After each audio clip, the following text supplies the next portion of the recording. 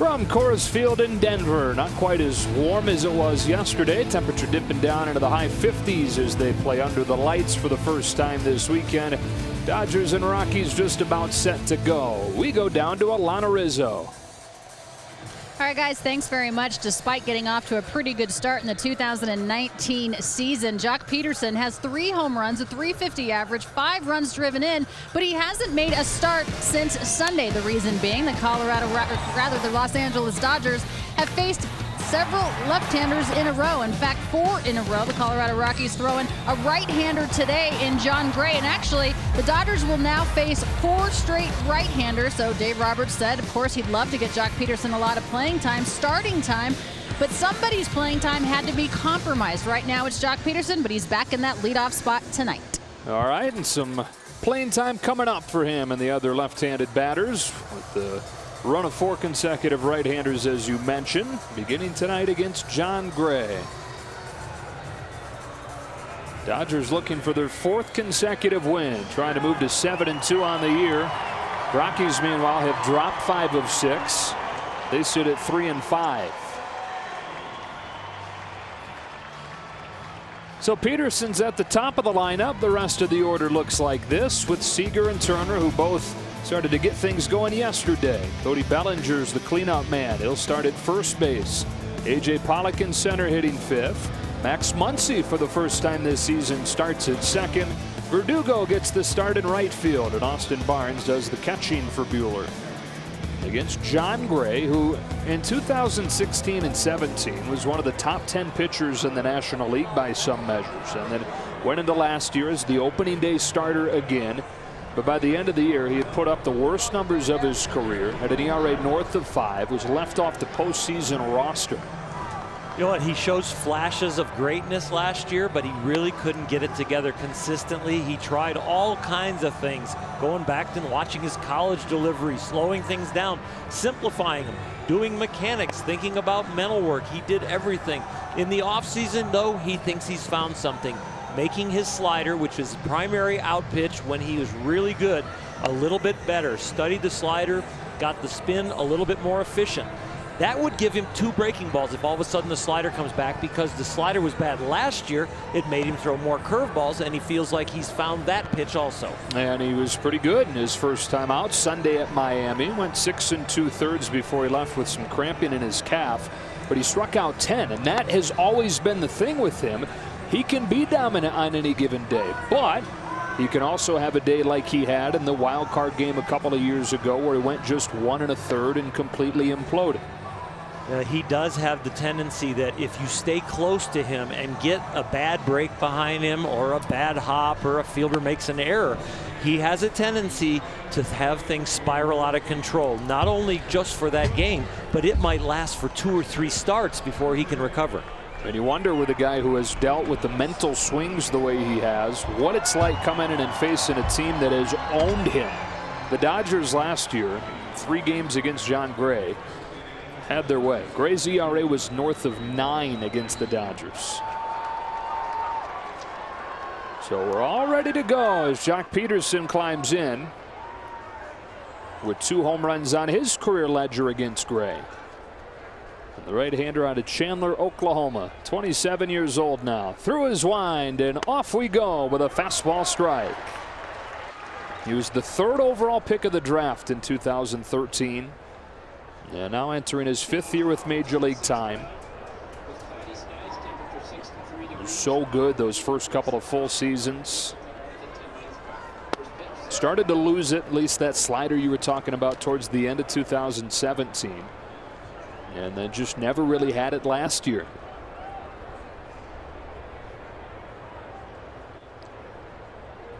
This is 1-1.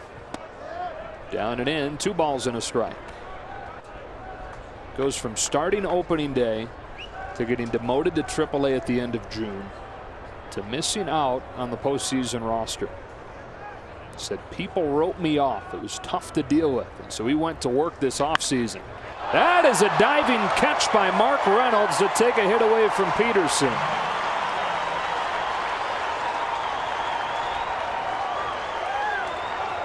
Results a negative for Jock Peterson and positive for Gray, but the execution, Peterson won. This is an absolute bullet. If he elevates it, it's a home run. If he hits it a little left or right, it's probably a hit, but Reynolds made a very nice play. Back with the Rockies, his second stint, and starting today, Ryan McMahon has been placed on the injured list. Here's Corey Seager with one out, taking ball one. You watched yesterday's game, you remember the play where A.J. Pollock was running up the first base line. Arenado's throw took McMahon's glove into the runner and placed on the injured list just prior to the game. Seager with a bouncer that's speared with a backhand by Story, but the throw is wide and Seager's aboard.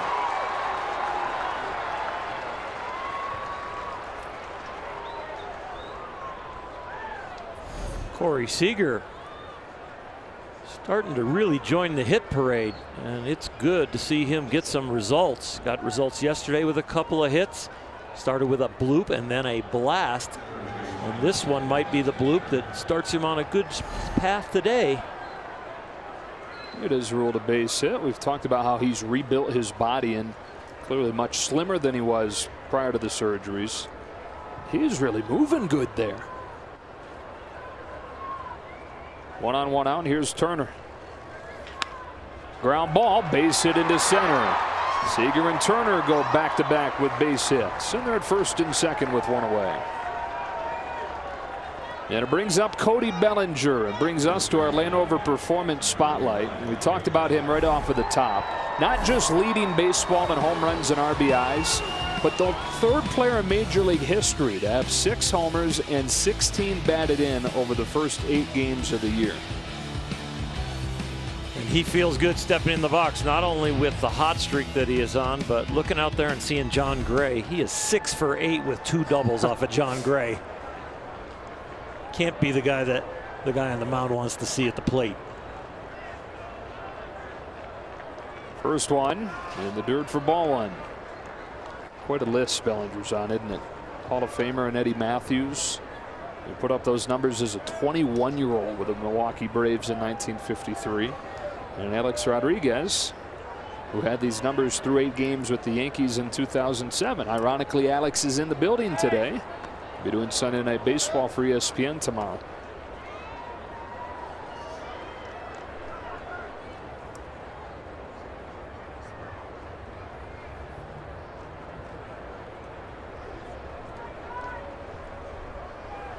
Seager at second, Turner at first. Here comes a 1-0 to Cody Bellinger. Ball 2. Been tinkering with a changeup as well, Jon Gray has. You mentioned the 2 breaking pitches and the slider and the curve. But he's tinkered with that changeup grip a bunch and threw it more in his first outing against Miami than he had done in previous years. When you got somebody up there who's 6 for 8 off you with a couple of doubles, you might tinker a little more. See what he goes with on 2-0. It's a fastball that misses, and Bellinger's ahead 3 balls, no strikes. Cody will have the green light, that's for sure. Jon Gray doesn't have a lot of positives to build on right here other than the line out by Jock, but he knows he got that one hit hard. Seager and Turner find holes, and now 3-0 to Bellinger. A rough way to start a game.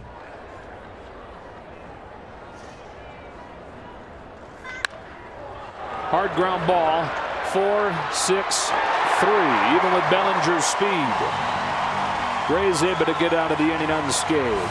Walker Buehler takes the ball when you come back.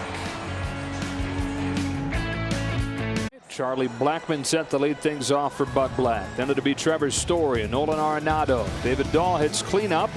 5-hitter is Ian Desmond. Mark Reynolds making the start at first base with Valleca at second, and Walters getting his 3rd consecutive start behind the plate. And that lineup will face off with Walker Buehler, who on Sunday in his season debut had just 1 base runner against him through the first 3 innings. Then in that 4th, 5 runs charged against him without recording an out. You know, did he hit a wall? A slow build up in spring training.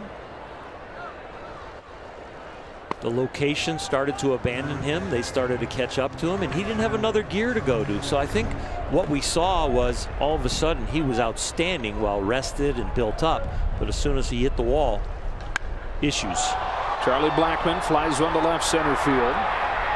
A.J. Pollock is there for the first out. Of course, the last time that Buehler saw these Rockies, game 163, held them to 1 hit over 6 2/3 shutout innings. The thing that abandoned him in the first outing after the third, when he didn't get an out in the fourth, was he started to lose the fastball command, and he started his breaking stuff and his off-speed stuff started to kind of go east and west instead of north and south. He had a very good side session with Rick Honeycutt, really working on his delivery, and I think kind of staying in the channel between the rubber and home plate and going more top to bottom than left to right with his delivery. Trevor Story, who hit 2 home runs yesterday, takes ball 1. The Rockies, despite getting blown out yesterday, took some silver lining from the fact that they were finally able to get the offense going a little bit. Scored 6 runs. They'd scored just 5 over the previous 5 games combined. On the corner, 1-1. A couple of home runs from Story. They ended up hitting 3. They had only hit 2 in their first 7 games. If his bat wakes up, he can carry you for a while, but fortunately for the Dodgers, their offense was stronger than Story. Who was the guy that lined the ball off of Walker Buehler's ribs last year. Microfracture in his rib cage, 108-mile-per-hour line drive. Amazing thing is Buehler still made another 3 starts after that before he finally went down in the DL. Had a softball-sized bruise and welt on his ribs. There's no fat on that body. 3 balls and a strike, and Story hits a bouncing ball to a well-positioned Max Muncy, making his first start of the season at second base. 2 up and 2 down for Buehler. It's Max's longest throw in 2019 in a regular season game. Over at first, the longest one he made is starting the double play from 3 to 6. Has played a few innings at second base this year. He started about a dozen games there last year. Today, Dave Roberts putting him there. Cody Bellinger at first and Alex Verdugo in right. 2 gone and a scoreless first, and Buehler to Arenado, who shoots one towards Verdugo on the edge of the warning track, makes the catch to finish the inning. Buehler goes 1, 2, 3 on 8 pitches, and we go to the second.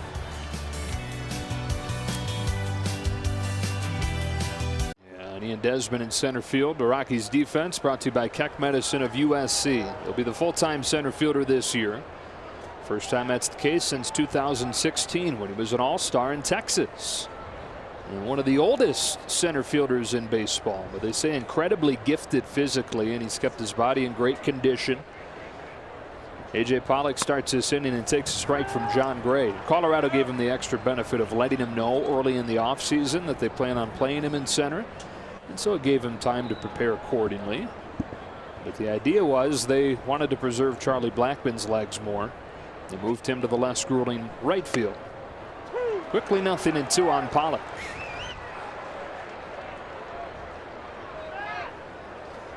Two for 5 in the opener yesterday, and came around to score a couple runs in that 10-6 Dodger win, which, by the way, is the 6th in a row against the Rockies back to last year.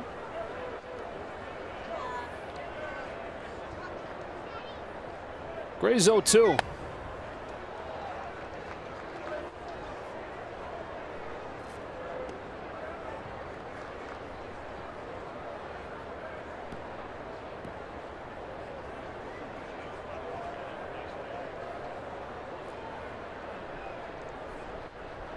And now the 1-2. A little bit up, 2 balls, 2 strikes.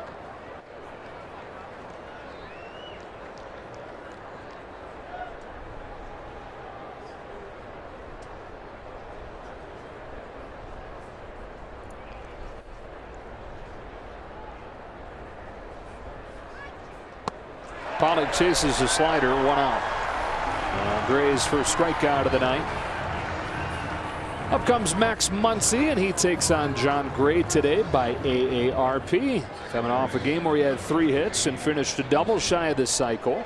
Faces a guy that he's 3 for 5 against with a pair of homers. Max has shown really good opposite field power. Not really getting anxious through his slump and getting pull conscious. Really stayed with a very good approach.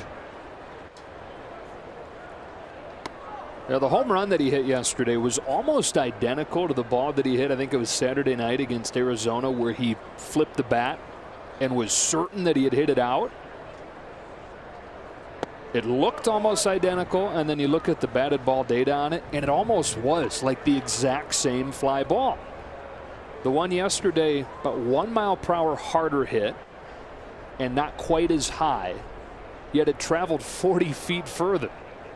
2-0. Misses down and away for ball 3. I guess it goes to show you what the air here will do for the ball.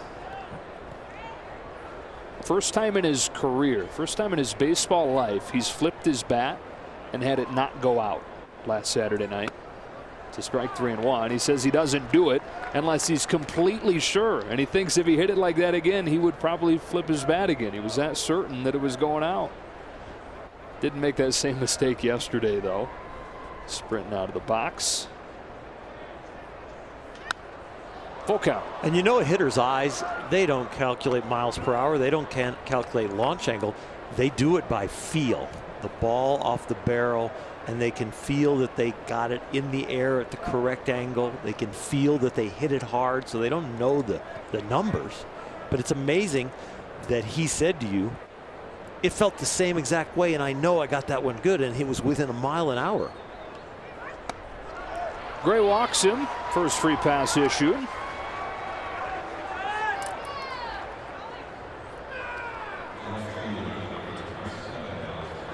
And here comes Verdugo. Second start of the year for Alex, making it in right field tonight.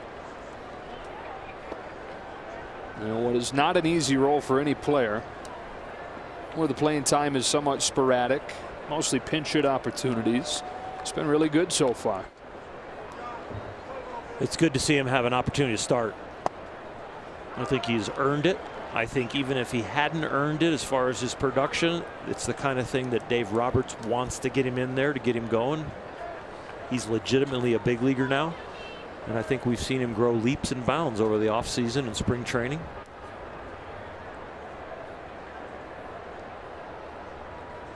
On this 0-1, Verdugo takes ball 1, and we check in with Alana. Guys, I asked Alex earlier today how he stays fresh when he's not getting the start, oftentimes this season coming off the bench because of all the other bats that Dave Roberts has to choose from. He said he tries to do the exact same routine whether he is starting that game or whether he's coming off the bench. He said, I possibly start a little bit later when I'm coming off the bench, but I try to keep it as even keel as possible. And he's also learned a great deal from watching the veteran players around him in terms of how they prepare. He's trying to be as much of a sponge as possible. A lot of times too, Alana, on the days where he's going to be a pinch hitter, he's got a good idea who those pinch hit at bats might come against out of the bullpen that he's facing, and so we'll do extra prep work on those specific guys. He's granted time here before Gray whips it home. Mike Everett, crew chief, calling balls and strikes tonight. Jon Gray is one of those guys that you want to use gamesmanship. You want to kind of finesse your at-bats every once in a while to get him out of his zone.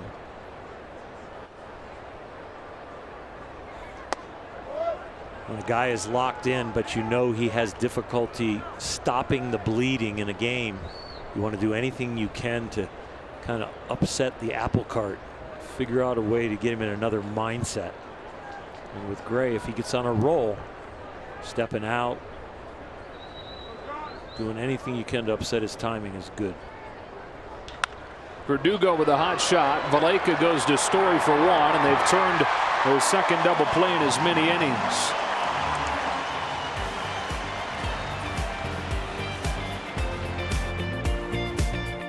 Dodgers and Rockies scoreless as we go to the bottom of the second. Tonight's Dodger defense brought to you by Keck Medicine of USC with Alex Verdugo making his second start of the season tonight. And in his career, it's his 6th in right. He's already made a nice play out there. Great jump. You look in your upper right-hand corner, and that is not an easy catch when the ball is directly over your head to get a read. But he casually but effectively caught that ball. And not an easy catch playing in this ballpark. Alex was talking about it before the game, how much he's got to adjust to the flight of the ball here. You think you've got it marked, and then it's just got that extra little giddy up at the end, almost like a good fastball with rising, four-seam action to it, where it takes off at the end. He said the fly balls have a tendency to do that here. It takes some extra work in the outfield to get ready. David Dahl with a leadoff hit here in the second.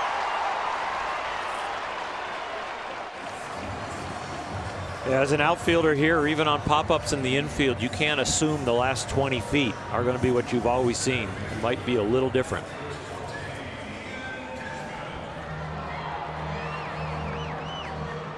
Rockies have their first base runner today, and up comes Ian Desmond. Another 0 for last night, went 0 for 3, and is now 3 for 26 on the year.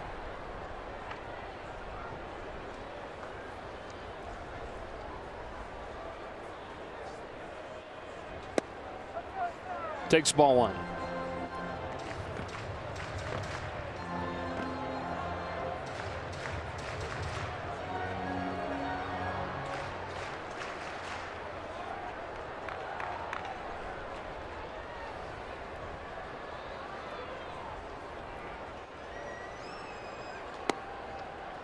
There's a strike. 1-1 on Desmond, who we mentioned is playing center field every day this year for the Rockies, and only the second time in his career that he's done that.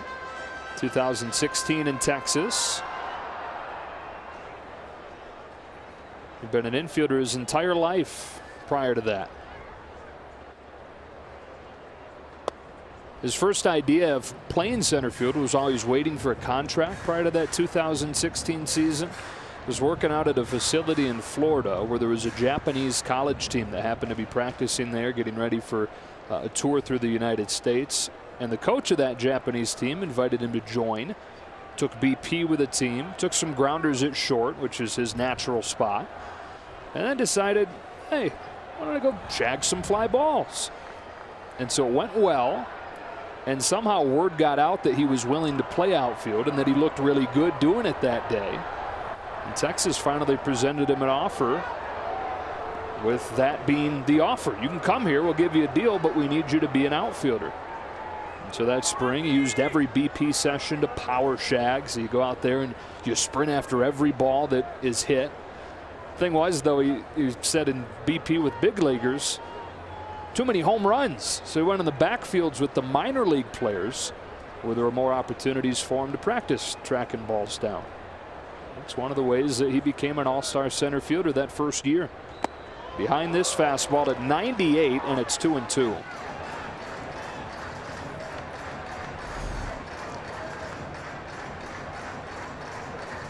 He went low and away, got to 1-1, missed on an inside fastball down, but then just kind of really went Powder River right there and beat him.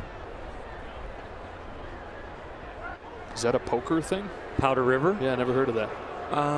It's an old-time baseball slang, I think. Just it's a term for a fastball. Huh. Yeah, I remember it probably dropped out in the 90s. Okay. I remember it in the 80s and the 70s. Wonder where it came from, the origin. Takes this off-speed pitch, and the count goes full. I don't know. I'm sure somebody on Twitter by the end of the game will let us know. Or they'll just tell me I'm nuts. Maybe both. You're right with Powder River. It was a baseball term in the 70s and 80s, but you are still nuts. There goes Dahl as Desmond fouls it off.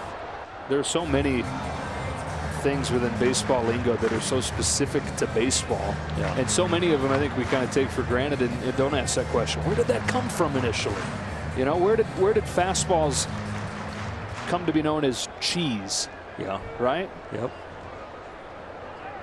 Texas Leaguer was easy, But, you know, the wind and the way the ball carried in Texas with the wind, the outfielders play so deep. So when a ball fell in front of the outfielders like it does here at Coors Field, it could all of a sudden become a Coors Field hit. Like a Texas leaguer, a little blooper over the infield.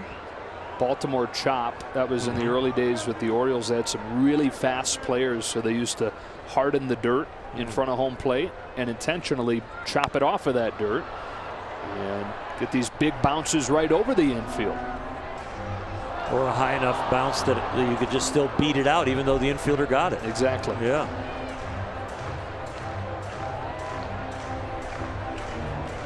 Strikeout getting shortened to K. That's from the sports writers. I believe Henry Chadwick. I think you might be right on that one. Yeah. I think you usually are always right. I'm nuts and you're right. Another 3-2 and a check swing foul.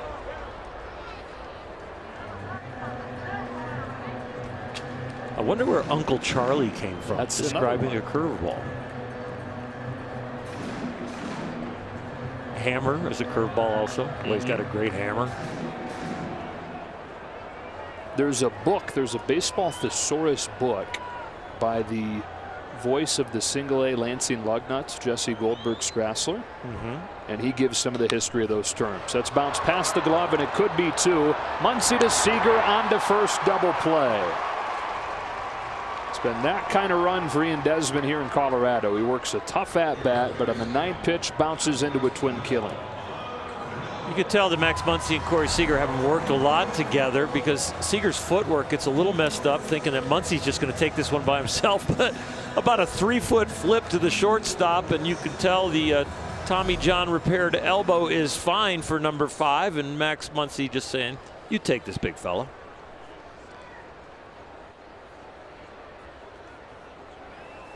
Two gone, and Mark Reynolds takes ball 1. Reynolds hit the first home run allowed by Walker Buehler as a big leaguer.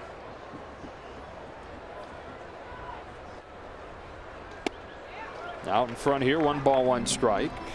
It's nothing personal on Walker. That's one of the 294 that Reynolds has hit throughout his career.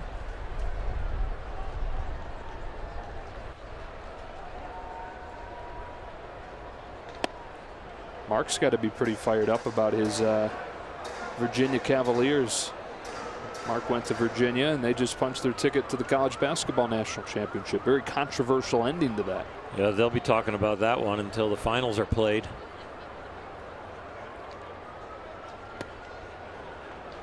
.5 seconds left on the clock. Inbound, quick 3-pointer. Looks like a very ticky-tack foul. Goes to the line, makes all 3, and they win by 1. Feel horrible for Auburn. Oh, and there was so much contact throughout the whole game, and to have a little ticky-tack foul, lose it. Here's a 3-1. Perfectly placed, strike 2. Mark was a 16th round pick out of Virginia. He said at that point didn't think chances were good he'd ever even hit 1 home run in the majors, let alone 294. 35 years old now in his 13th major league season. He's got a walk to keep the second inning alive.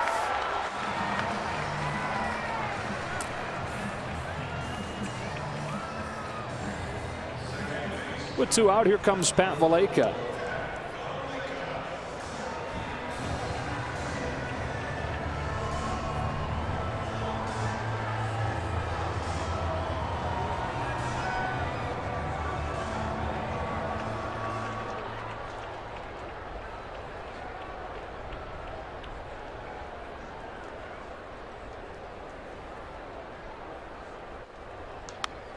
That's strike 1, and we go down to Alana. Joe, another University of Virginia tie, not starting the game tonight, but the Dodgers' own Chris Taylor was drafted in the 5th round of the 2012 draft from the University of Virginia. They're in Charlottesville, Virginia, so he's certainly paying attention, I'm sure, to the NCAA tournament and proud that his Cavaliers are going to the national championship game. 1 year after getting knocked out by a 16 seed. 1-1. Alana, you mentioned that that was the only time you've really seen Chris's facial expressions change when he's watching Virginia basketball. And now. Look, he's actually smiling. Maybe he knows that we're talking about him right now. And he knows they won. He definitely knows they won. Reynolds at first, 2 out, and Buehler home with a 1-1. Valaika tries to lay off a breaking ball and does. Ball 2. Former UCLA Bruin, Pat Valaika.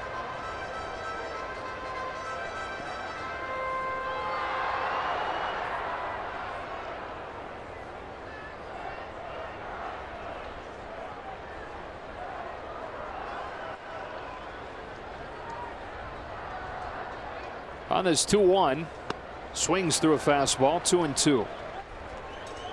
Valaika still looking for his first hit this year in limited action, although Garrett Hampson struggling the way he has, opening the door for a little more playing time for Valaika. Hampson won for his first 19, plus injuries to Murphy and now McMahon. And continue to get more and more time. Back-to-back full counts. Buehler doesn't seem to have his A+ command again. He's been right on the edge. I like the intent. He's been in the area, but he is missing a little bit, and he can be a little bit more bold with attacking the strike zone, going for halves of the plate instead of the corners.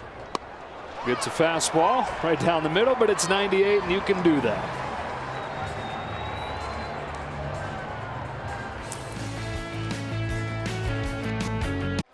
Don't miss out on the MLB Food Fest presented by Budweiser, coming to downtown Los Angeles, Joe, April 26th through the 28th. Visit MLB.com/foodfest to see the full menu featuring items from all 30 ballparks. I'll guarantee you one's from Pittsburgh because they've got a pulled pork pierogi hoagie, toasted grasshoppers, I don't know what city or ballpark that's from, and churro dogs. That's from nature. The grasshoppers.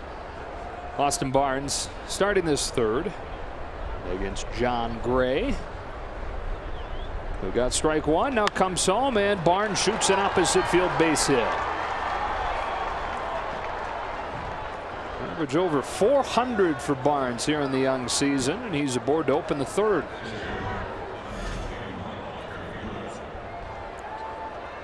Outstanding piece of hitting, great rhythm. Ball gets into the hitting area, and he is right on time. And on time, when you hit something hard to the opposite field, that means he still will be on the breaking ball. 4 base runners for the Dodgers so far. Jon Gray is at just 50% strikes. Only half of his 28 pitches. As Buehler's up there to sacrifice, stabs through it. Strike 1. When he is finding the zone, Dodgers have made some hard contact against him. The double play ball has rescued him. Get the sacrifice down and get the double play out of order here.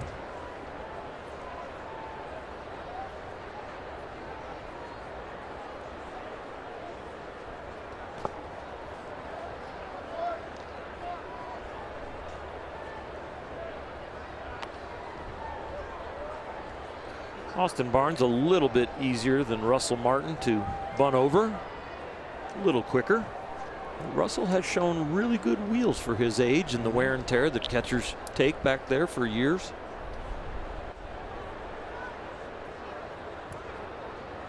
Arenado's about even with the mound coming up at third as Buehler goes through it again, 1-2.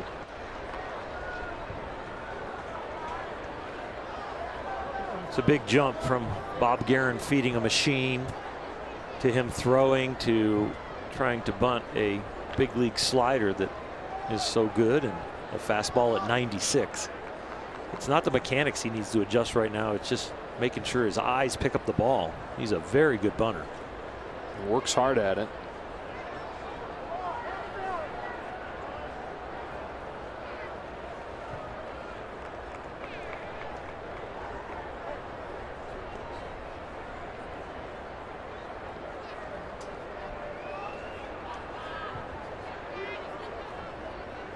Barnes at first, nobody out, no score, third inning. Buehler going to try it again on 1-2. Bunts through it. Barnes headed for second and dead to rights. Buehler arguing that he pulled the bat back. Home plate umpire Mike Everett saying no. And 2 out. Dave Roberts wants an explanation. He leaves the dugout kind of palms up like, I'm just asking what's going on. Okay, there's the strikeout. Is there contact? Walters actually steps on Buehler's foot. He's in the box or just away from it. I didn't see any interference there. He's definitely out there. Right, so regardless. It doesn't matter. It's a double play no matter what. Wipes the bases clean, and it is the third double play of one variety or another that they've turned in the first 3 innings. Back to the top of the order for Jock Peterson. Crushed a line drive his first time, but diving catch at first by Mark Reynolds took a hit away.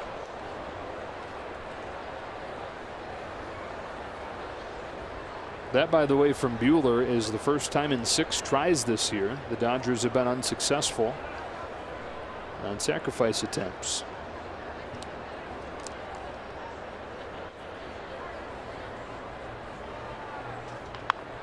Peterson hooks it on a bounce to Valleca, and again Gray uses a double play to face the minimum. In this case, it was strike him out, throw him out. No score to the bottom of the 3rd. Details his recovery from the heart surgery as he makes his first trip back here to Colorado. Plus, Clayton Kershaw's rehab continues with a AAA start in Oklahoma City. Don't miss Backstage Dodgers, presented by Cadillac, Friday after the postgame on Sportsnet LA. And it sounds like Clayton's rehab is going to continue with another minor league start before he considers getting back to the big leagues again. That's strike 1 on Tony Walters. Milano will have more details on that a little later tonight. Walker Buehler so far, 1 strikeout, 1 walk, 1 hit.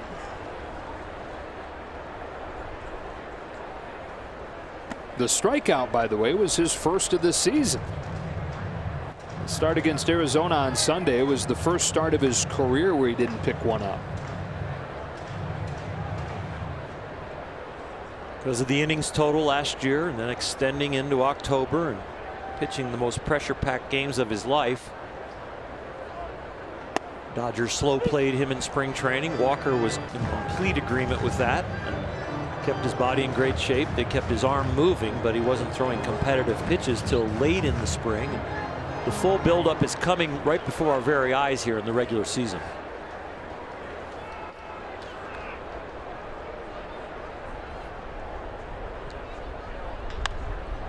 Ground ball to Muncy. He's been busy in his first start at second base this year. Well, the eye test for me says that Max Muncy is much more nimble, much more confident out there in the infield. First time we've seen him at second, but at first he has shown great movement and picking the ball better this year. And I think a whole dedication to being a better defender is we're seeing the results. The dairy-free diet of his, who's already eating better than he ever had this winter, and then got spring training and saw that it was a popular thing to do and said, why not give it a try? Why not take the diet to the next level? There's no outs in cheese. No outs in cheese. Trying to get better. So get the cheese out of there. I don't know. Probably said that backwards. I'm nuts. Yeah, I'm confused. Ball and a strike on Gray. I was trying to say giving up dairy has helped him be a better defender. So help me with that. I think you just nailed it right there. Just 1-2.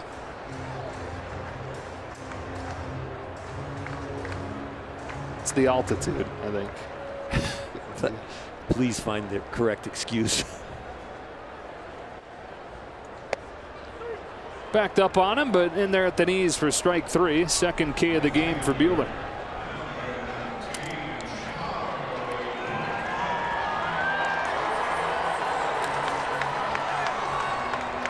Second time through the order now. Here comes Charlie Blackmon.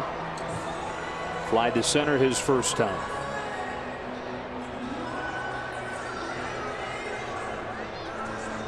Guy that's played more games than anybody in the National League over the last 5 years, which is impressive by itself. But then you look back before that and consider all the injury issues he had earlier in his career, and it's quite remarkable. Takes ball 1. Broke his foot in his first month in the majors, rounding second base. Dealt with turf toe, had staph infection in his knee. And so early on the label was injury prone. Bad injury luck. Yeah, the last 5 seasons, more games than anybody. He's become a mentor to some of the younger players on how to maintain health and how to keep your body ready for a full season. Lifts this one into short left center field. Seager's out. The outfielders were very deep, but it's hit so high they've got time to saunter on and catch it. It's Pollock to finish off a 1-2-3 third. Sportsnet LA is brought to you by BMW, the ultimate driving machine. Hurry into a Southern California BMW center today for exceptional offers, or visit SoCalBMW.com for more details. And by Morongo Casino Resort and Spa. Good times. Dodgers looking for a 4th consecutive win and trying to clinch a series win over the Rockies. Joe, Orel, and Alana no score to the 4th. Jon Gray back to work. Dodgers have had at least one base runner in all 3 innings, but he's used double plays all 3 innings to get out of it. And he induces another ground ball here for an easy out. Second time around the order, but the first time through, other than that one right there to Seager. As we take a look at the Carl's cam, these guys have been hitting the ball hard, but they're finding holes sometimes, but not often enough. Some of the hard hit balls found holes. Others have turned into double plays. Cody Bellinger, even with his wheels, you know it had to be hard hit for them to get a double play. You know what? They finally are going to start finding holes. I think Austin Barnes did that. But as you go back to the bench and you have an offer and you've hit the ball hard, you feel very confident coming into your second at bat. The one thing that's very apparent watching that package there is that they are all ground balls. Jon Gray last year had one of the highest home run rates against in the National League. So far today, looks like a heavy ground ball guy. That one hits Turner. And every time that he does get a hit, which is pretty frequently, with as much as he stands on top of the plate, you cringe. Looks like he's okay as he heads down to first.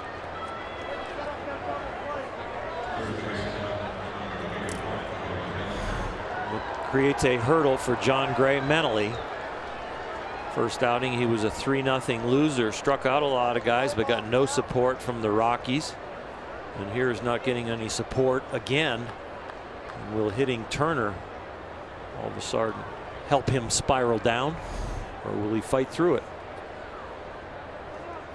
1-on-1 out. Bellinger comes up. Having grounded into a double play his first time.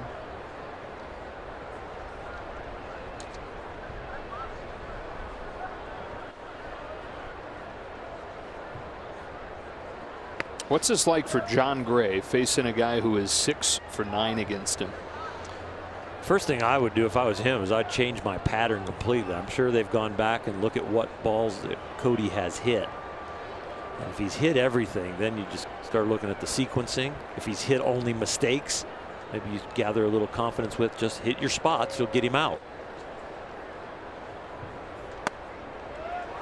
1-1.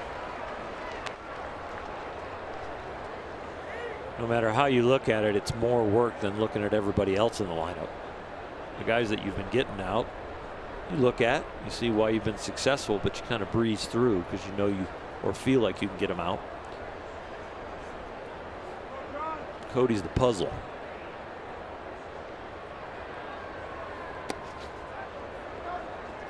He's thrown Cody a bunch of changeups in his first 2 at-bats.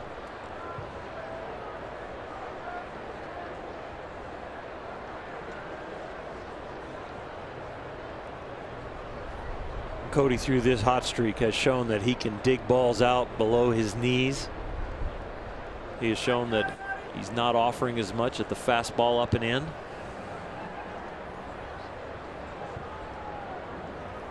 On 2-1, he swings and belts a bullet towards the right field corner, up against the wall. Picked up by Blackman. Turner will stop at third on a double from Cody Bellinger, who just keeps on doing what he's doing. Another extra base hit.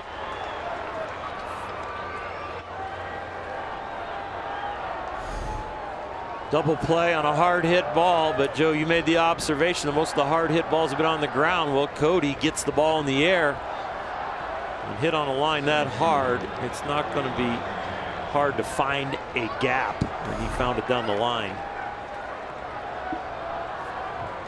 So first really good opportunity for the Dodgers. Second and third, one out, and A.J. Pollock coming up.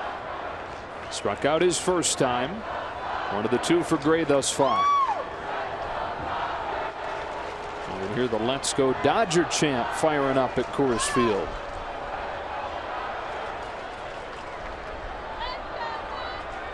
On the first one, Pollock takes ball one and got away from Gray. Gray got ahead of him with fastballs and then put him away with a late breaking slider in the last at bat. Gray tried to go right to the slider right here in this key situation, but overthrew it.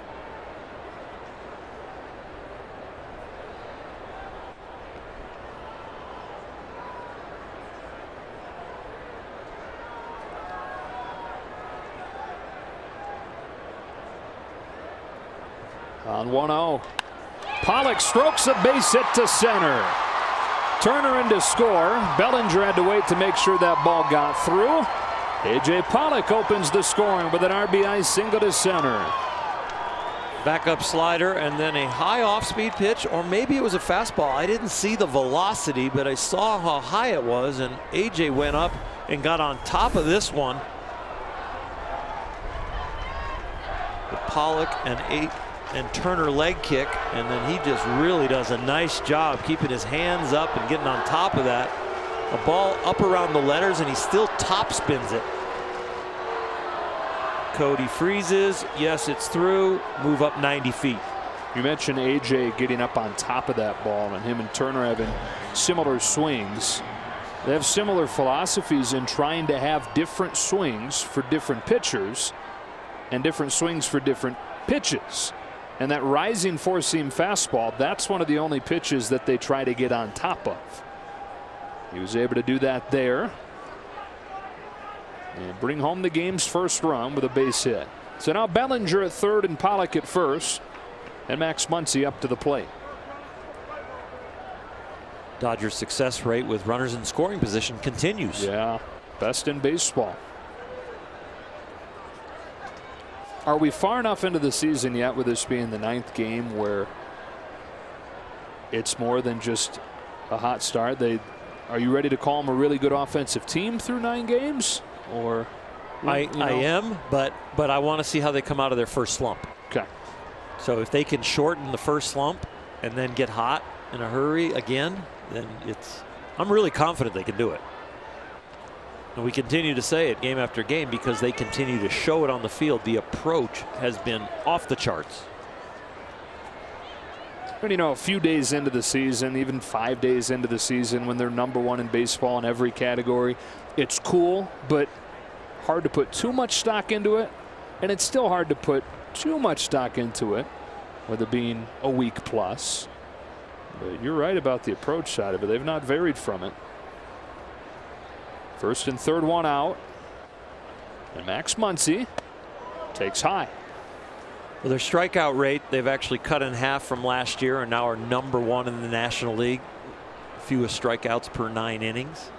Their chase rate, they were #1, but they've improved on that percentage already this year. So there's so much more discipline and don't chase. And the direction of the hits is improved, more to the opposite field and up the middle. Not as pull conscious. Muncy down the left field line, but foul. And you know, all the runs they've been scoring, yes, they've been hitting home runs. But if Max Muncy hits a home run right here, this inning wasn't about the home run. This was about a hit batter, a double, and a base hit. And then the home run is the icing on the cake. Last year, the cake was the home run, and they didn't have any icing. This year, it just seems like the home run is just part of the offense. It's not the offense.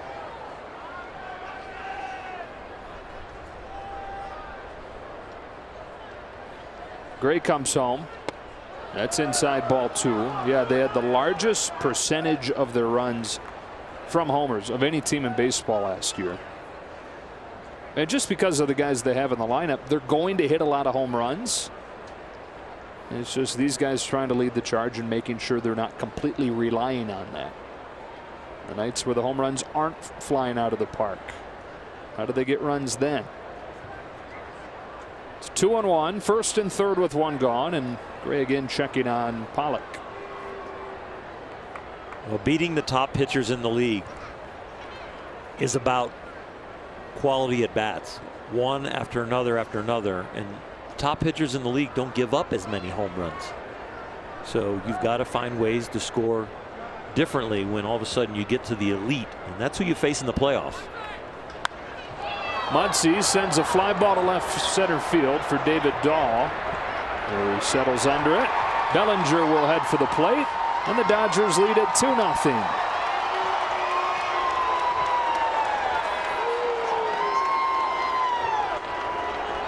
So a walk and a sac fly for Muncy today.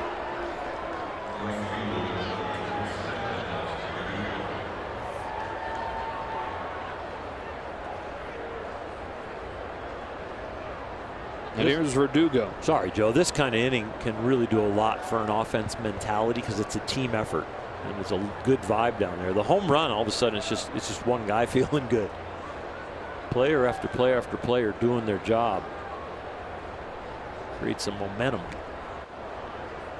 You're talking about trying to get it done against the best pitchers. Last year, the Dodgers were one of the best offenses in baseball against middle tier pitchers, but they were worse than average against aces, and they were also worse than average against the worst pitchers.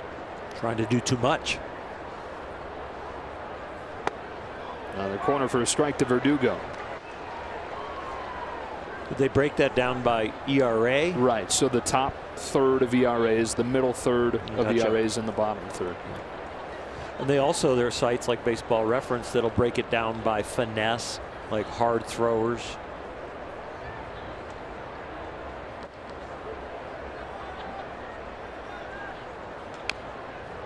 Nothing in 2.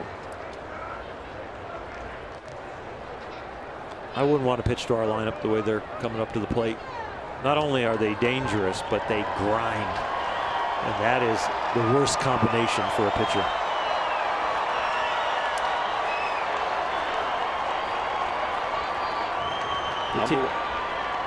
The teams that swing big, you know, if you make your pitch, you get them out. But the teams that grind with you and then you make a mistake, it's a lot harder.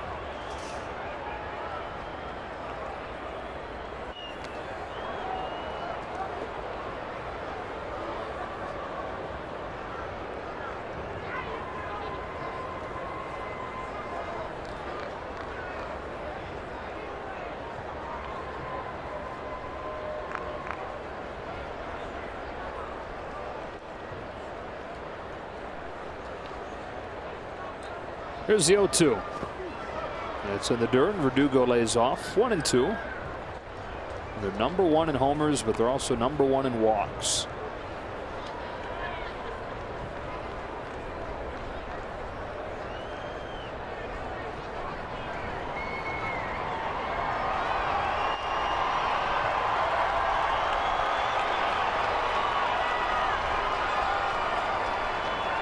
Two in the bank here in the 4th. A 1-2 to Verdugo. It's taken high. 2-2.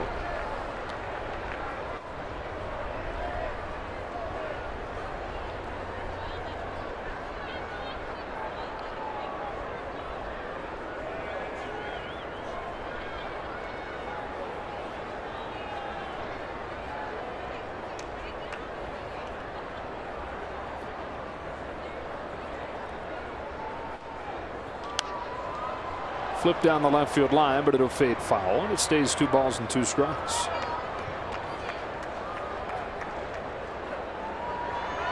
Jon Gray grew up in Oklahoma, dreaming of playing football at Oklahoma. It's a tight end and a defensive end. Put his focus on baseball as a junior in high school, though. He's one of the nation's top recruits and top pro prospects. 3rd overall pick.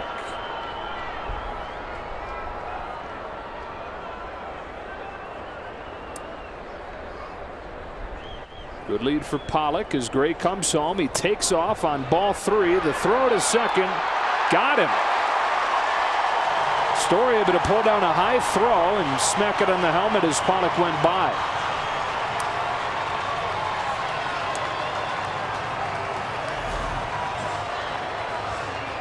If he gets the tag on him, yeah, he's out. This angle will show a little bit better. We know he gets tagged. Does the foot get there? No.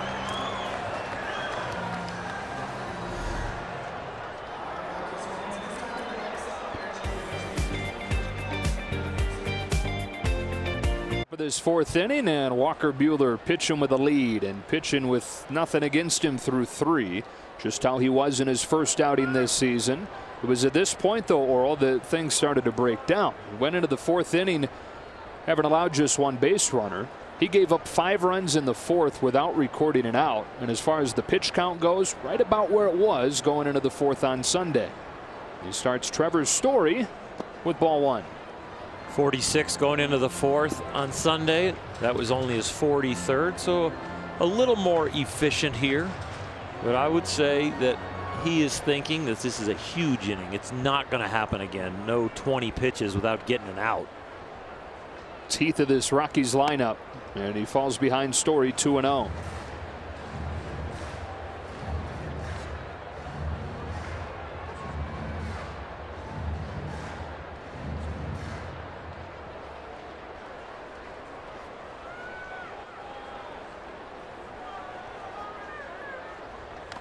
That's foul, and it's 2-1. One of the problems against Arizona, and we've talked about this not just with Buehler, but with the entire Dodger pitching staff. When they get ahead, they're good, and it's not rocket science. But look at the difference for Buehler on Sunday against Arizona. When he was ahead in the count, Arizona was 0 for 6. When he was behind, they hit above 500. Fell behind Story here, now trying to battle back, and has to even it at 2-2. As you go through spring training, and for Walker, spring training is still right now for him as far as number of pitches and experience on the mound, getting a feel for your secondary stuff. Sometimes that stuff comes later, and that's what you need to get back in counts. Hot shot, and Seager's there to stop it. Well, that thing was smoked for the first out of the 4th. Is that okay that this is kind of his build-up still? Is that just how the game is now? Because, I mean, in your day, you never would have seen a guy not ready to take the ball the full distance if he was needed to. I think the ability to measure all these things and measure the stress load and look at when injuries have happened and really start to, hone in on pitch counts and workload. I think we've made a step in the right direction. Arenado takes strike 1. He doesn't like it, and according to PitchCast, probably shouldn't have.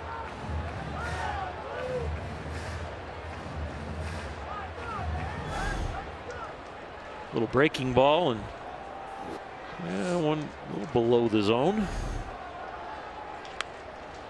Goes back to that same spot. Well located fastball, 0-2. He went back to the same spot, but the intent was somewhere else, unless Austin Barnes is really fooling people with the target, including Walker, me, and everybody. I think the target was up and in. Yeah. Yep. It's up and in again. Got it there this time and got him swinging. Third punch out for Walker Buehler. That pitch with a 0-2 count is fantastic. That pitch with an 0-0 count or a 1-0 count, hitters aren't going to chase it. And there's pitching up in the strike zone at the top of the strike zone, and then there's pitching up in the strike zone out of the strike zone. And it's all about the count, and that was perfect. 2 up and 2 down in the 4th inning. David Dahl has the lone hit today for Colorado. Takes ball 1. Walker said that his biggest goal this season was getting more consistent fastball command, because as good as he was as a rookie last year, he thinks only a handful of starts really where he had that command where he needed it to be. Well, he has learned that the foundation of fastball command is being control of your body. So he's such a fast twitch guy that the fast twitch worked into his feet, and you stand on one leg for a living as a pitcher. So he has gotten much more disciplined with his footwork and really slowed down the footwork and been more precise with that. And that is going to make him more precise with all of his pitches when that foundation is more precise. Here he comes with a 1-2. Dahl tomahawks one. Went up the ladder to get it. That is an impressive piece of hitting by David Dahl into the second deck to make it 2-1.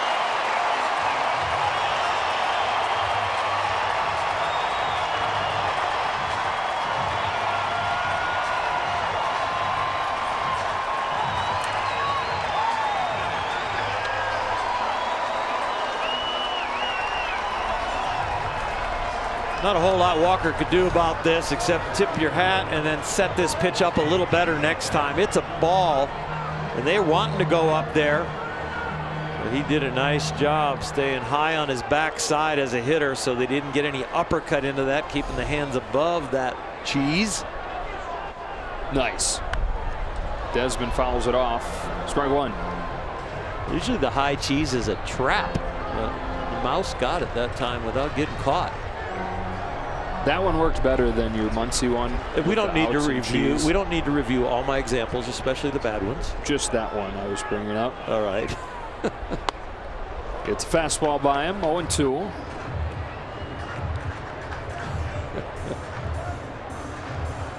I'm going to rest up now for a little bit.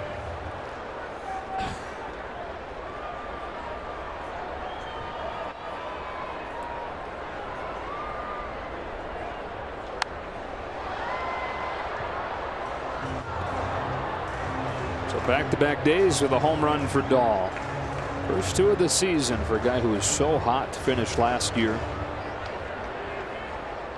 Hit 9 home runs in 24 games in September.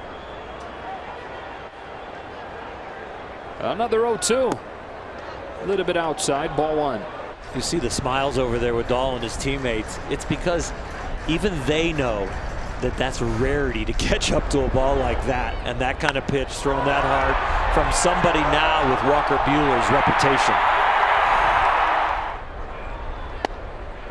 Desmond takes strike 3 called and brings his 4th inning to a close, but the Rockies get on the board on a David Dahl home run.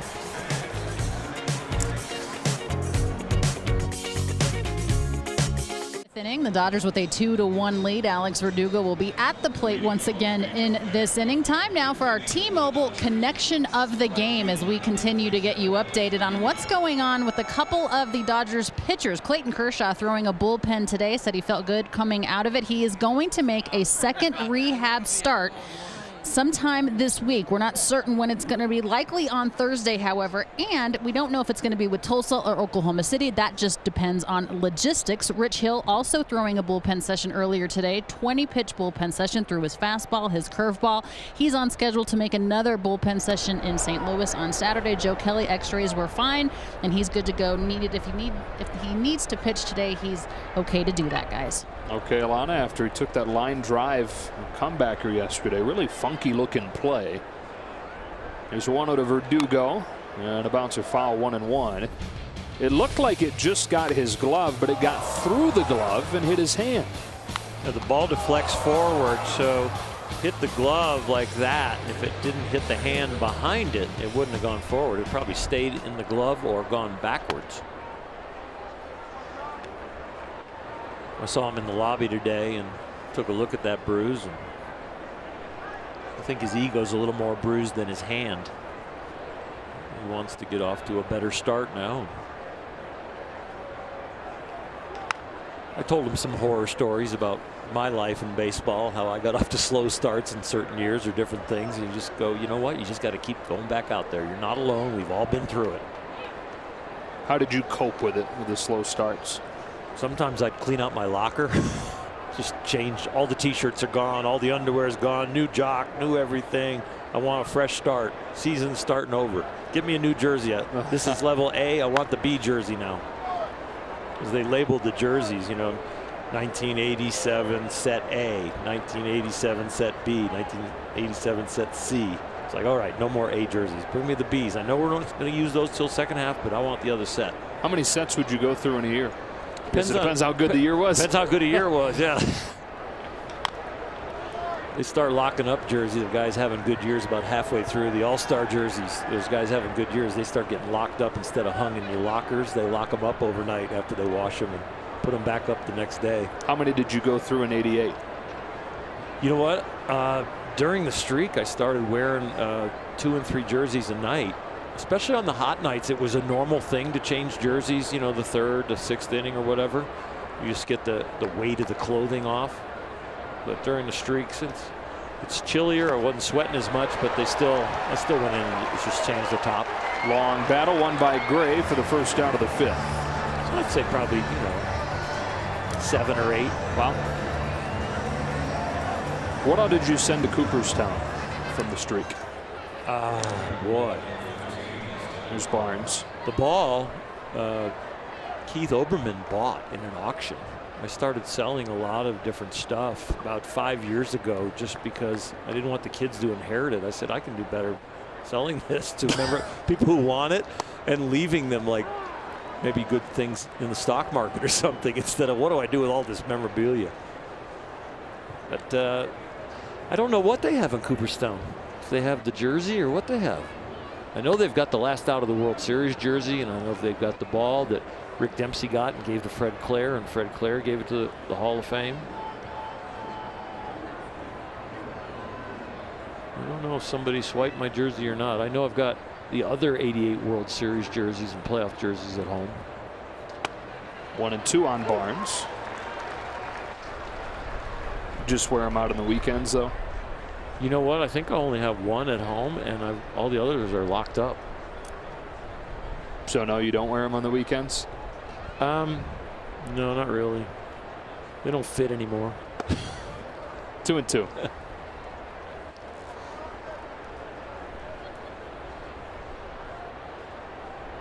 It's disappointing to put them on. Why is that? Because you change shape. They were baggier back then, though. A little bit. Jerseys. A little bit. Not as form fitting. Full count on Barnes in a 2-1 game here in the 5th. I'm the same weight as when I retired. It's just in different places. Redistributed. Yeah, effectively.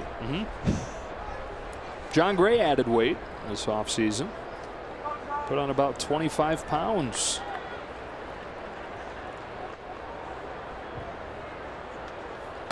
That's a walk for Barnes. Second one today issued by Gray, who just went back to eating big breakfast. Says during the season you typically sleep in, and so you lose out on chance to eat big breakfast, but made it a priority. Got up early each day. Added in a bunch more calories. Went into the weight room and worked hard. Said part of the issue he felt last year was that he just felt weak and didn't feel real confident as a result of that. So he reshaped his body. He reshaped his pitches too. We were talking a little bit about the work that he did trying to rediscover his slider. Buehler up there to bunt, takes a ball. Spent 9 days at a place called Driveline Baseball in Washington, where they have all the advanced systems to track pitches and their spin and the slow motion cameras and all the information you could possibly want. He went up there and studied all of his pitches, especially the slider.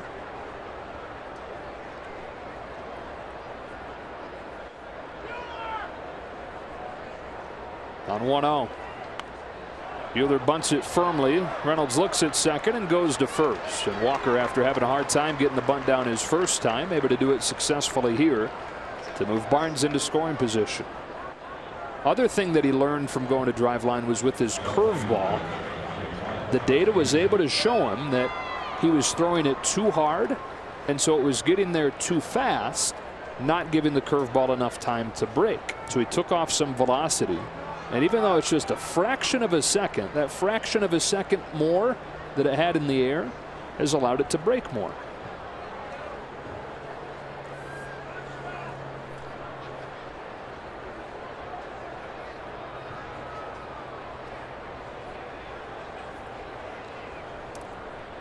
Dodgers up 2-1, looking for more here with Peterson, with Barnes at second and 2 gone. Inside, ball 1.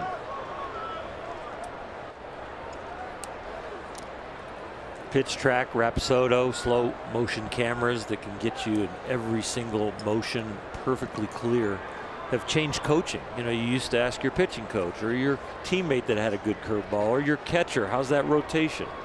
and you just kind of feel for it, feel around for it. And now you get all the characteristics and direct feedback.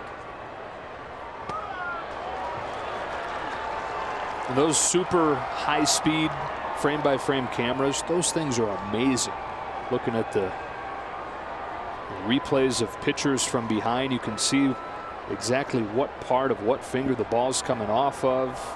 Perhaps you've lost your slider or you've lost your cutter or whatever it may be. You can break that down to the last moment that the pitch comes off of your finger to see maybe why, and then compare that to other guys who have the kind of characteristics you want. 1-2. And initially we found out that spin rate was very important, but now, as sophisticated as it's getting, it's the access of the spin now. So you can find a guy that, well, their ball sinks better when it doesn't spin as much, and you have it more cowhide in front of the ball as the ball is trying to cut through the air. So the air in front, because it's cowhide, not laces, gets heavier, ball sinks. Well, does that mean guys with less spin? No, they're finding out that maybe the spin is important, but the access of the spin and how you've gripped it and how much seam is breaking the air or how much cowhide is not breaking the air. Peterson lays off, and so yeah, you can have high spin rate, but is it efficient? Spin is the way they put it. Yep. Because it could be spinning really fast, but if it's spinning like a globe on a fastball, that's considered bullet spin, inefficient spin. Yep. You want the ball over ball tumbling motion to it. So more like a bowling ball as opposed to a globe. 2-2 on Jock Peterson with Barnes at second and 2 away. He takes ball 3. That's really interesting, because then you start matching things up. You match up the spin rate with the access. Is the spin efficient or inefficient? You match that up with the slow motion camera. You match that up with the feel that you have as you go through your delivery of what you feel. So for me, like on my curveball, I wanted to feel like I was carrying a barrel of water on my shoulder. And you can't tip a barrel of water too far left or too far right, because you won't be able to hold it up. The weight will just slosh and pull it off your arm. Dump so I wanted water to on your head. Stable. Yeah, I wanted to have stable, strong feeling. Peterson with a big rip and misses on the breaking ball. And she went the drive line to perfect this winner. Stays at 2-1, halfway home in Denver. Dodgers baseball on Sportsnet LA is brought to you by Jack in the Box. Come try Jack's $4.99 sourdough patty melt combo, only at Jack in the Box for a limited time. Price of participation may vary. And by your Southern California Toyota dealer. Now, during Toyota's We Make It Easy sales event, get incredible deals on an impressive new Camry. On to the bottom of the 5th, the Dodgers in front of the Rockies 2-1. And Walker Buehler, while he did give up 1 run in the 4th inning on a homer to David Dahl, is back out there with a pitch count in a pretty good spot, and already over the hump that he couldn't get over in his first start when he gave up those 5 runs in the 4th without getting an out. 59 pitches so far. He got knocked out after 66 pitches. He is looking a lot better today. Still not exactly where he wants to be, fastball command or breaking ball command, but he's pitching a lot better. Reynolds, Valleca, and Walters coming up. Ball 1. On the topic of putting weight on and keeping weight on, that's something Walker's always had a hard time doing. He's made it a focus to add weight in the offseason and in spring training. And that's one thing, but then the more difficult thing is keeping it on throughout the grind of the season.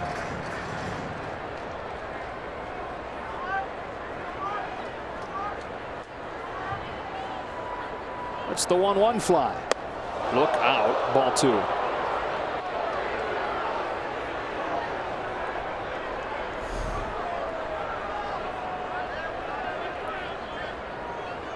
Seems closer when it's upper 90s.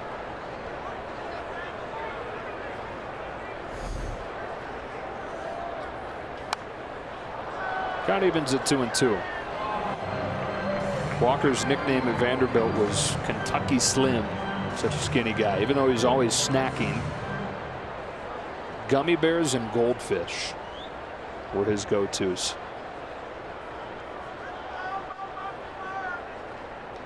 One time after a day-long tournament while he was at Vanderbilt, they're playing on the road obviously, went back to the hotel and straight to the bag of goldfish on his bed, lifted it up, poured it into his mouth as if he was drinking the bag of goldfish.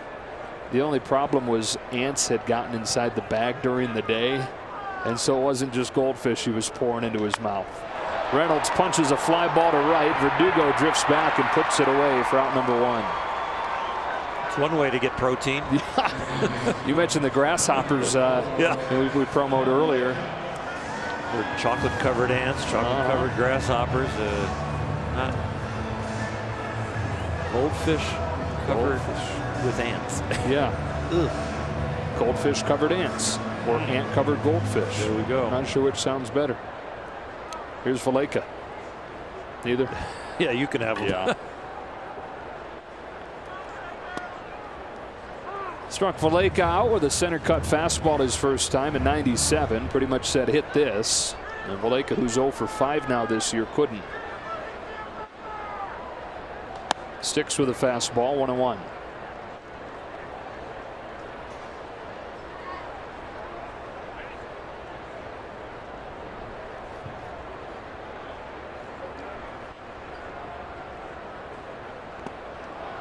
On a breaking pitch, went around, 1 ball, 2 strikes.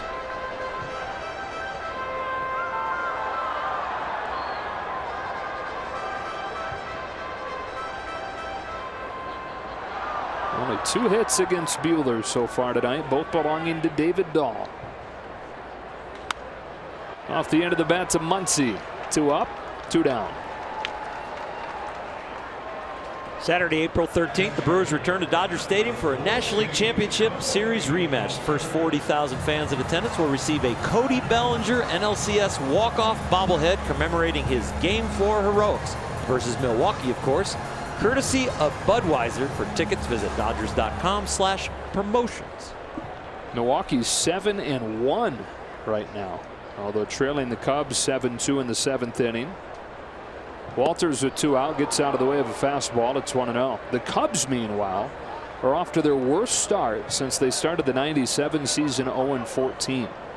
Chicago 1-6. It has not been pretty. They got a major league worst ERA of 7.85. They've committed 11 errors, second most in baseball. It's just really kind of a funky time there where, I mean, this is the glory days of the Cubs, but expectations have become so great with the World Championship in 2016. It's almost like Joe Madden feels like he's on his way out. Ball 2.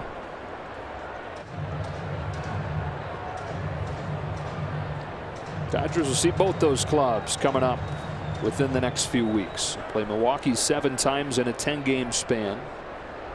They'll go to Milwaukee and Chicago on the next trip. 3-1 on Walters.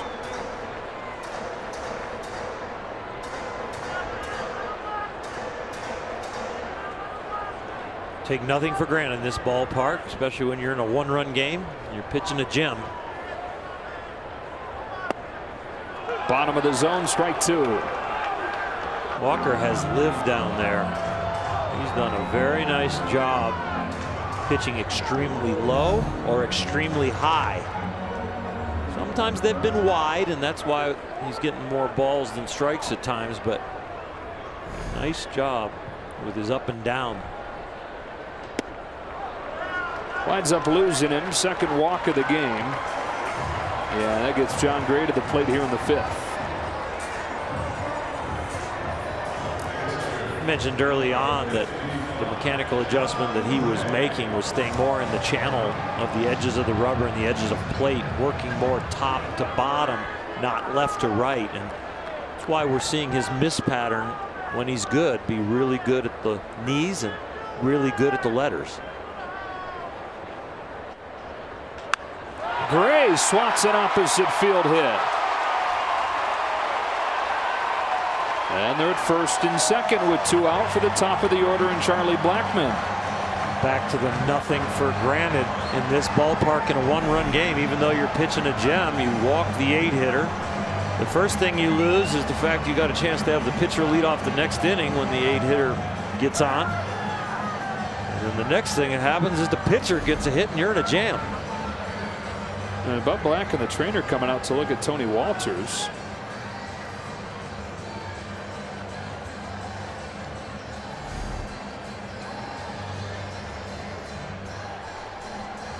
Little soft spot in the infield that all of a sudden his ankle got twisted. Looked like he was going back to repair the infield. The ground slipping. Bud Black instructing him to run and show me it's okay. I don't take your word for it. Right. Prove it, buddy. Catchers are also tough. You can hide some secrets behind that mustache, too. I think he was pointing to Bud like, watch it right there. You might step on the same place. Right. All right, so the Rockies with an opportunity here with Blackman coming up, having flied to center both times tonight. Dodgers getting 2 in the 4th on a hit from Pollock and a sac fly from Muncy. Rockies with a solo homer from Dahl in the 4th. And now trying to mount something with 2 out in the 5th.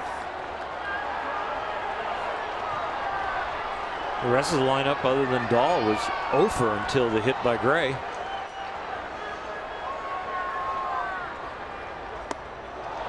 Strike 1.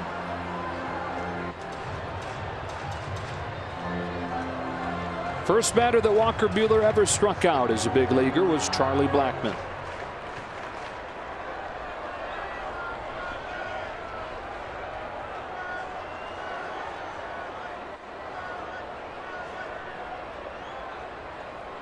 Three-time All-Star on an 0-1. Leaves it up and away for ball 1.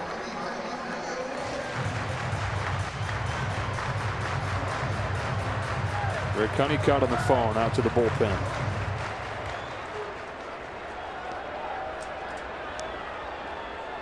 Pushing the pitch count, 66 in the last game that he pitched. Now it's 70.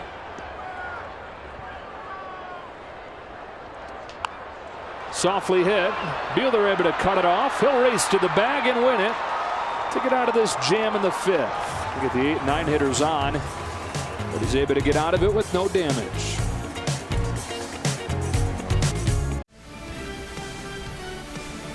Dodgers baseball is brought to you by Jeep Grand Cherokee. Test drive one today during the Jeep Spring Sales event. And by Carl's Jr., the new Bacon Truffle Angus Burger with truffle-infused cheese sauce. Only at Carl's Jr. Back at Coors Field where the Dodgers have a 2-1 lead to the 6th inning. Joe Davis, or Hershiser, Alana Rizzo. What have you thought of Walker Buehler so far through 5 innings? You know, I think he's been effectively wild when he's had his back against the wall. He's figured out a way to make some pitches. I think he's going to like the growth from one outing to the next, but I don't think he's going to be satisfied. It's been a very heavy fastball tonight, about 75% fastball. Yeah, and you know what? He has the fastball that they can know it's coming, and with his life and velocity, he can get by with it. When he's going to have the dominant outings and we're going to see the strikeouts go up, or 5 innings, for him, you could easily see 10 strikeouts when he's really on his game. Only 4 tonight. I think you will see those totals in the K column go up as he gets better and better with his location. Looks like he's probably finished, judging by the handshakes and the dugout at 79 pitches. I apologize to the audience for saying he only had 70 pitches. I didn't have my reading glasses on as I was looking at my monitor. That last pitch counted 9 in my book. Yeah, threw it so hard.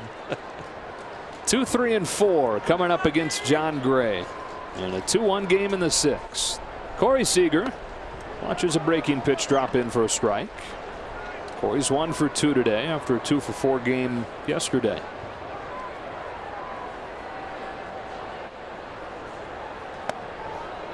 Seager has a home run against Gray in his career, and it actually came on the very first curveball Jon Gray ever threw in a major league game.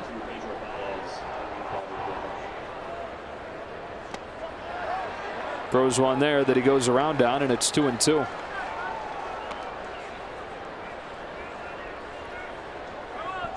Or 1-2, beg your pardon.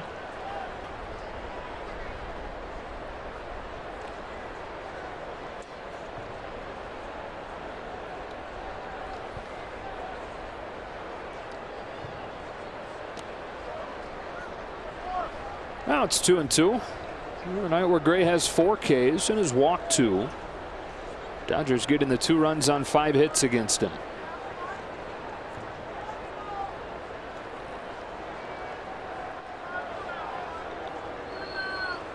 On 2-2, Seager pops it up on the left side.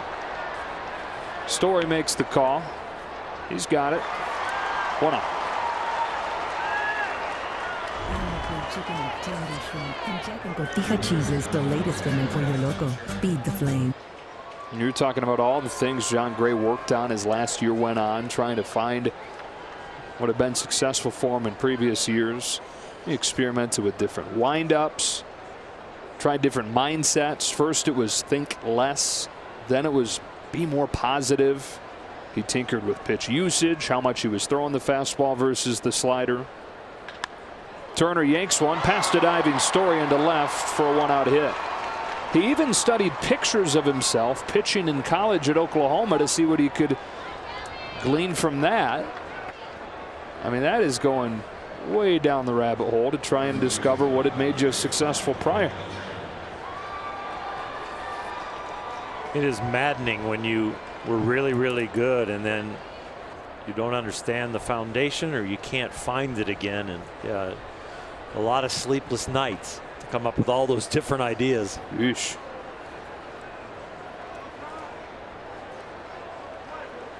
One on, one out, and here's Bellinger. Doubled and scored his last time. Lifts one to left center, slicing deep, back towards the wall, off of the wall. Turner's headed for the plate. Bellinger's headed for third. He's got a triple. He's on his own planet right now.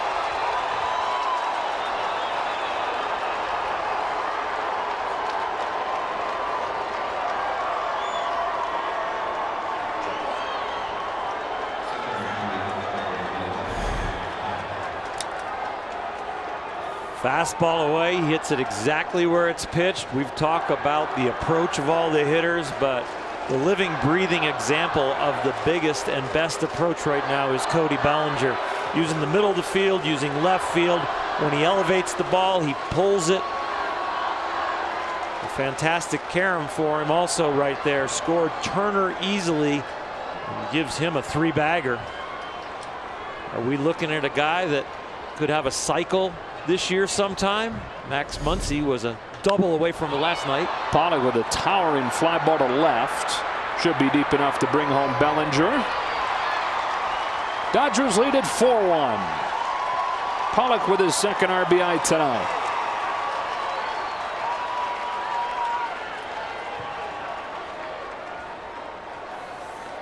Well, Cody Bellinger now 17 runs batted in over his first 9 games. I believe that's about a 320 RBI pace.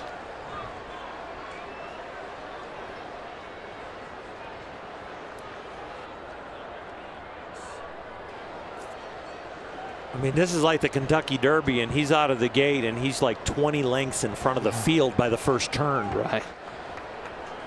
Muncy, ball 1. And obviously that rate, that pace is not sustainable, but this type of approach and at least that caliber of production, not matching that pace. But if he's able to do that, I mean, that puts him into a conversation with the elite of the elite in baseball. Well, he came to the league with outstanding ability, and he out-abilitied the league. Then the league adjusted to him, and it got embarrassing. The up and in fastball, the breaking ball to his back foot, and he got exposed.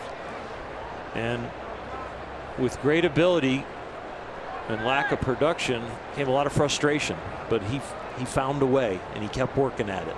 And I think he has found a true foundation for a big league career now. On 2-1, Muncy hits a bouncing ball into the shift. Trevor Story throws him out. But the Dodgers add 2. Makes it feel a whole lot better in this ballpark. 4-1 to the last of the 6th. Refreshing finish, and Walker Buehler didn't finish the game, but he sure responded to a tough first outing. building his pitch count, building his effectiveness, getting some double play balls, some big strikeouts. And really, when he started to lose a little control at times, he found his way back into the strike zone and was very effective. Yeah, Buehler in position to win this game. Will hand it off to the bullpen and Pedro Baez. Of course, this is the one phase where the Dodgers have had issues. It's not been pretty. Although Pedro, the last couple of times out, has been much better than his first 2 outings. I really believe he's going to be the Pedro Baez that we like seeing on the mound. Now a 3-pitch pitcher. And not only does he have 3 pitches, he has confidence to use all 3 in any count. And I think the changeup has really affected his confidence and ability, because even an average changeup, which his is not, it's a really good one, and when it's on, it makes his fastball so much better. Yeah, just the threat of it. And it's been more than a threat. He's throwing it a bunch. More than he ever has. Well, bullpen with an ERA collectively of 6 so far this year. Worked quite a bit yesterday. Trevor Story takes a first pitch breaking ball for a strike. 6 different relievers pitched, and they gave up 5 runs over 4 innings. They're the numbers overall for the pen thus far. Major League best offense has helped them overcome many of those issues. 1-1 on Story. When Clayton Kershaw returns, when Rich Hill returns, that's only going to help the bullpen as well, because you figure it'll mean Ross Stripling and Julio Urias will get added to that group. Here comes the 1-1, way high on Story.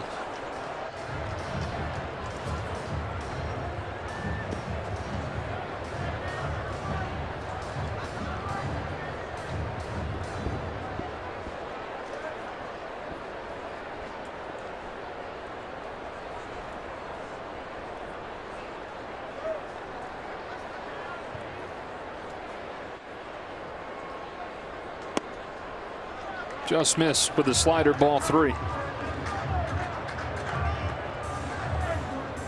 The Rockies starter in the rotation was Buehler. And all of a sudden you might be putting 2 of the 4 good ones in the bullpen. That doesn't happen very often. Rotation's so good that we're going to move 2 of our top 4 into the bullpen. Cued foul, full count.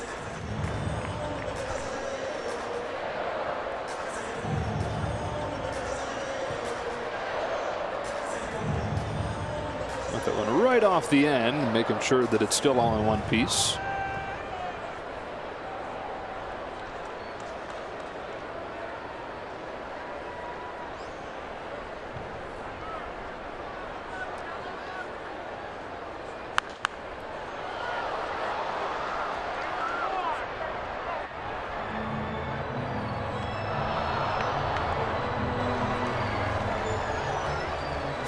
Game after Bellinger's RBI triple.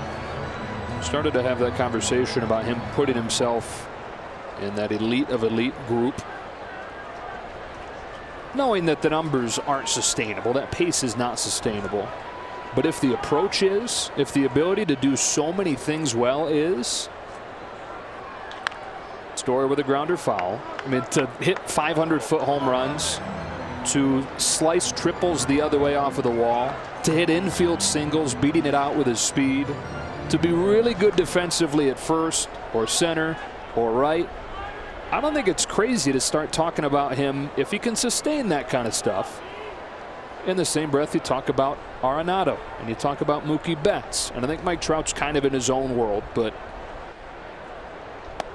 it's a leadoff walk to Story. He starts to vault himself into the toolsiest players in baseball. He's proven that if he sustains it, he could be an MVP.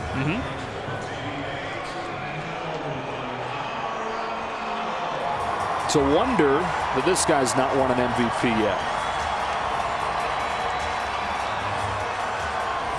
3 consecutive top 5 finishes, but yet to crack through and win it. Five-time All-Star, Gold Glover in all 6 of his major league seasons.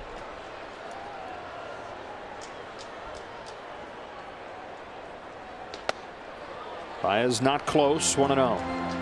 When Arenado's road numbers are close to his home numbers, I think that's maybe the year he wins it. I think a lot of times the voters look at the skew because of playing in Colorado on the offensive side. Defensively, nobody can argue. Right. He's the best.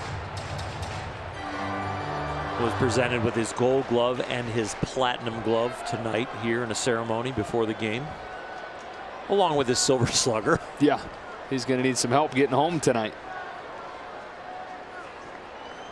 He'll probably start selling his memorabilia a lot earlier in life than you'd. Yeah, he'll have more to unload. Right. He bats with Story at first. Nobody out in a 4-1 game. Takes a healthy rip but misses on a nice slider, 1-1. I think you can go back to your point about the Dodger pitching staff and counts. There's Pedro Baez with the walk here, fell behind Arenado 1-0. See where we end up here now with the 1-1 count. But they have been good when they stay ahead, but they have been hit around when they fall behind.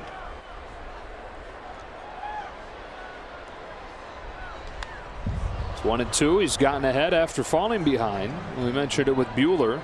Here it is for the bullpen as a whole. Look at the differences in numbers based on whether they're ahead or behind in the count. 700 points different in slugging. There's a lot of great stuff that's going to come out of our bullpen, but it doesn't matter how good of stuff you have, how big the velocity is, how great the break is on your off-speed stuff. If you're in hitters' counts, it's not good.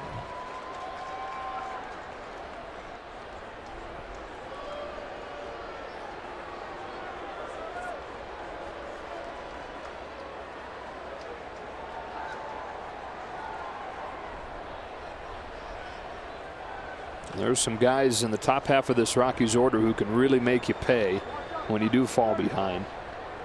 Arenado obviously one of them. Trying to climb the ladder with a 1-2. Arenado pops it high in the air behind third. Justin Turner in foul ground has it. Arenado's the first out. Dodgers have done a good job with him this weekend. 1 for 6 now. The Story was on the move, and the ball gets put in play. It could have been dangerous, but the high fastball getting the pop up shut the running game down. David Dahl's been the star of the Rockies show tonight. Singled in the second and homered in the fourth on a high fastball from Buehler. Just a really good piece of hitting. Not easy to do. We mentioned it yesterday, but if you poll the clubhouse, the Rockies players would tell you David Dahl has the prettiest swing on the roster. So much potential for a guy who just turned 25 this week. They're just hoping that he can stay healthy. He missed all of June and July last year with a broken foot. When he came back, he was the hottest hitter in baseball. Year before, missed the whole season, multiple upper body injuries. There was a stress fracture in a rib during spring training, and then had back spasms while he was trying to come back. Quietly, one of the more productive hitters in the National League when he has been right.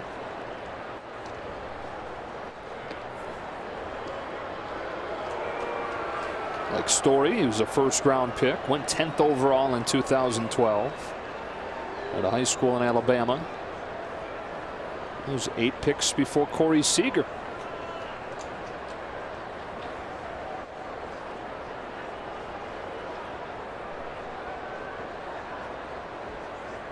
There goes Story, got a great jump, and it's fouled off, 0-2.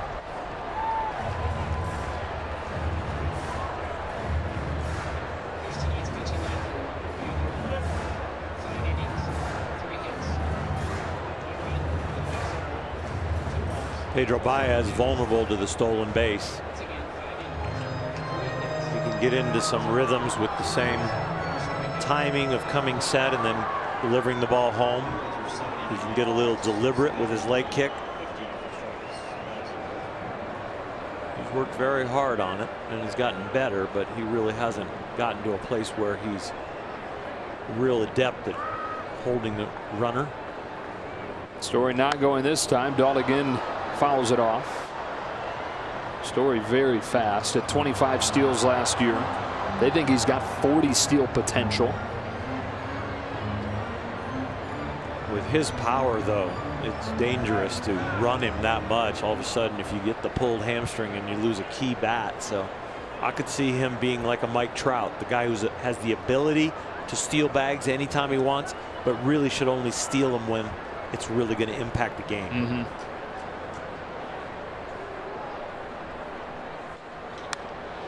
Dahl slices a fly ball to left center field and deep. Peterson on the move will get there. You continue to see just that extra little giddy up on every ball hitting the air. Even on a cool night, kept on carrying to the edge of the warning track. Story back to first, 2 away. Enjoy watching fireworks from the field after every Friday night Dodger game presented by Denny's. Join us on April 12th for a pyro show set to the music of artists performing at Coachella. For tickets, go to Dodgers.com/promotions. 4-1 game in the 6th. And Ian Desmond 0 for 2 today and 3 for 28 on the year. I've decided I'm going to stay for fireworks night that night, because then I don't have to go buy an outfit for Coachella and I can be in a coat and tie and listen to the music. And you can check the Coachella box. Yep. Strike one as he challenged him with a fastball. Well, Desmond's getting into the territory where you're far enough into the season, 9 games in, where it's no fun to look up there at the scoreboard and see a 107 average. And it's also getting harder and harder to change that number the more at-bats you accumulate.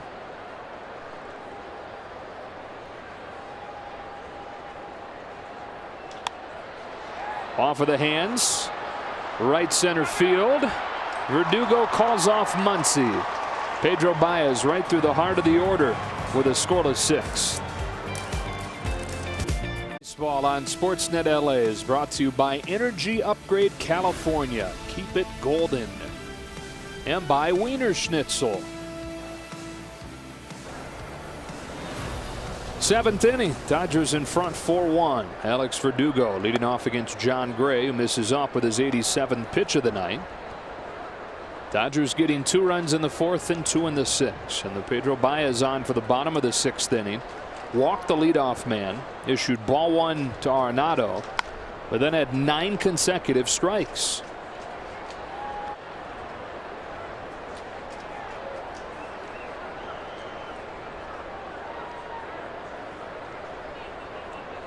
I love it. Even when you get good results, you're still grinding on it, trying to figure out ways to improve. Keep the pitch count down. Don't walk the leadoff hitter. What was the adjustment you made, Pedro? You know, Rick Honeycutt, you just sometimes you don't instruct, you download, let them talk to themselves, but ask the right questions.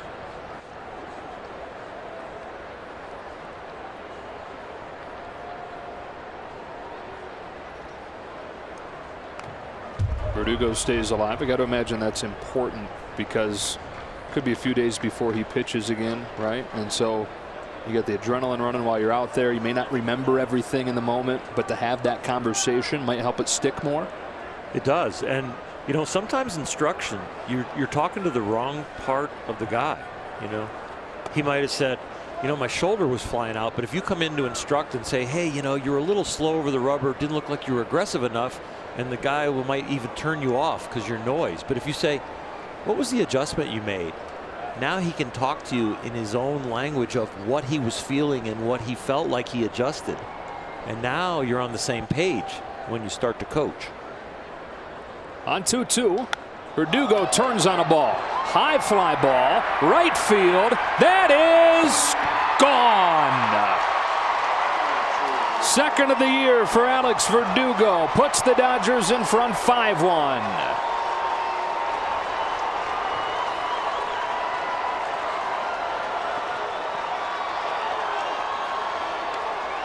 Continuing to take advantage of every opportunity he's given. Coming into tonight, he had 1 home run and 12 ABs. He's doing pretty good on his ratio of home runs per at bat. As we take a look at that swing and that launch on Carl's cam. Taking advantage of opportunities. They may not even need to call down to the bullpen. That was their call. That ball rattling around in the Rockies bullpen. They probably said, I think we're needed now.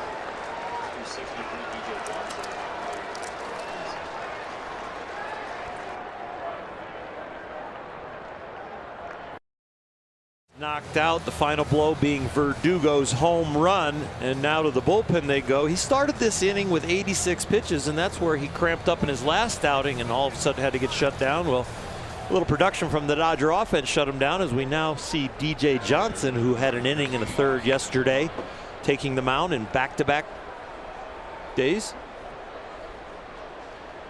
Bring him on for Austin Barnes, who has reached both times tonight with a single and a walk.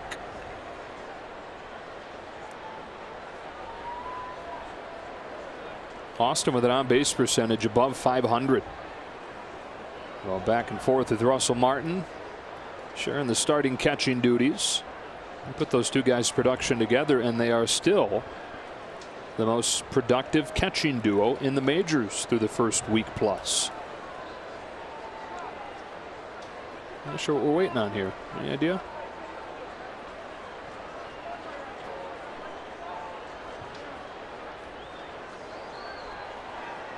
You got me. Huh.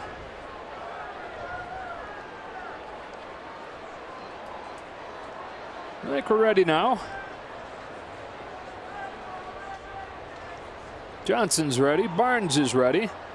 And here it comes. Dodgers trying to get a 4th consecutive win and trying to open the year with 3 straight series wins. You know, they've got this run of 6 consecutive division titles. They've not done that. They've not won the first 3 series of the season in any one of those division title years. And it becomes forgotten because at the end of the year they're where they want to be typically. But slow starts have kind of been the norm. Down and away, 2-1 on Barnes. Of course, last year, worst start since the team moved to Los Angeles. Able to overcome that, beating these Rockies in game 163.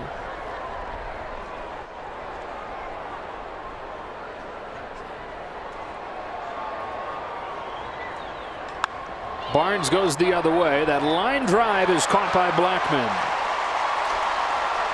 One away in the 7th.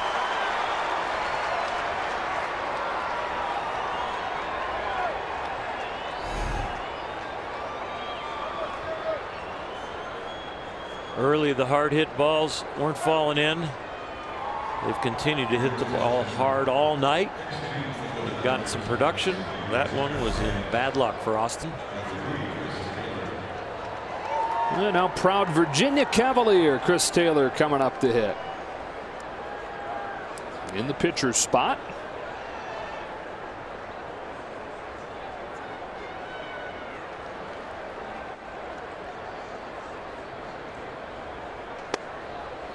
Take strike 1.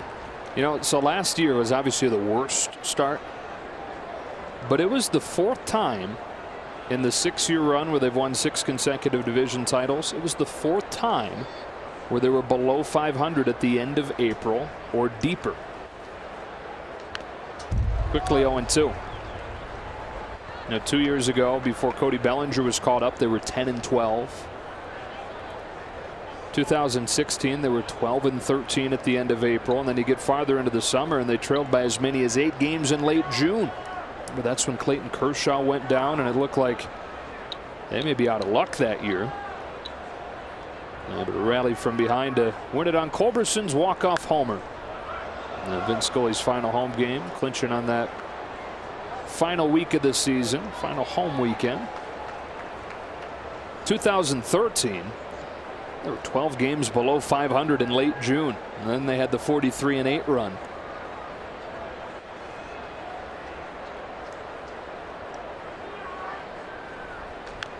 It is nice for once that they're looking at maybe not having to make up for sputtering out of the gates. It's a long haul no matter how you start, but if you start slow, it feels like a little longer haul. Well, they say you can't win the division in April, but you can lose it.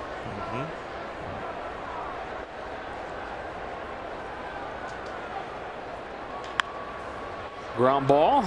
Trevor Story. 2 out.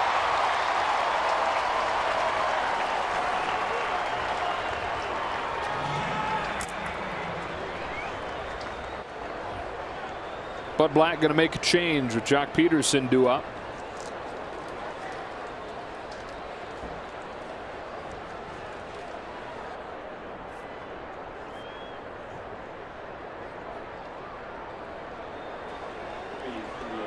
Going to bring the left-hander on with Peterson due up. We'll take a break and be back in a moment.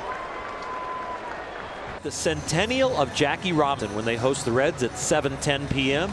Be one of the first 40,000 fans in attendance and receive a replica 1948 batting practice jersey featuring, of course, number 42. Compliments of Bank of America. For tickets, go to Dodgers.com/promotions. Dodgers in front 5-1, and with 2 gone here in the 7th, on comes the left-hander Mike Dunn. And Dave Roberts will leave Jock Peterson in, so an opportunity for him against a lefty. Jock, the only Dodger position player in the starting lineup today that hasn't reached yet.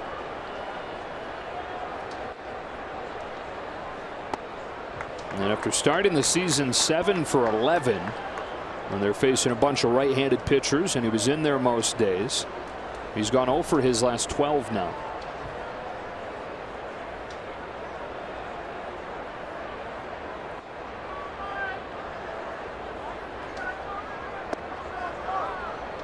Takes this one low and away. 1 ball, 1 strike. Dunn got roughed up a little bit yesterday. Cody Bellinger walked as a left-handed hitter. Pollock hit a single as a righty, and then Muncy tripled on his bid to get the cycle. It made us start thinking about it. Thought it was funny him telling Alana after the game when she asked him had he put a ball in the gap, was he going to stop at second in that last at bat, and he said, all I know is that I wasn't stopping at first if I put a ball in play. Wound up walking, didn't really get anything to hit. Not at all. Showed he was a team player even with the cycle on the line. Peterson chases, and that's that for the Dodgers in the 7th, but they add one on the leadoff homer from Verdugo, and we stretch in Denver. Net LA is brought to you by Jeep Grand Cherokee. Test drive one today during the Jeep Spring Sales event. Back at Coors Field, where the Dodgers have a 5-1 lead, holding the Rockies to just 3 hits so far tonight between Walker Buehler and Pedro Baez, who hands it off to Yimi Garcia, trying to bounce back from a rough day yesterday. A couple of even count fastballs got him. Dahl got him in a 2-2 fastball right down the middle, and Story got him on a 1-1 fastball right down the middle. He threw a lot of strikes yesterday in 18 pitches, but the fastball command has been more center cut when he needs a strike than near the edges. Mark Reynolds to lead it off.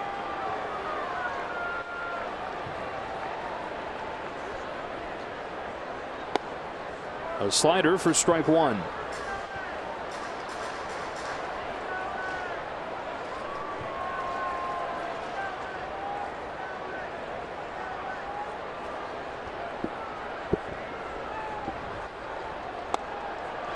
Another than 2.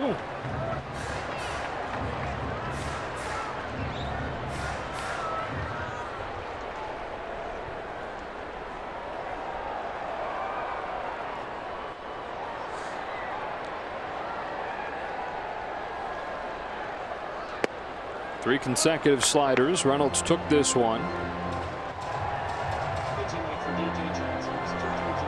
Valleca and Walters to follow for Colorado here in the 7th. Rockies in danger of losing their 6th out of their last 7 after the 2-0 start. Pop fly, weakly hit on the left side of the infield for Justin Turner. 1 out.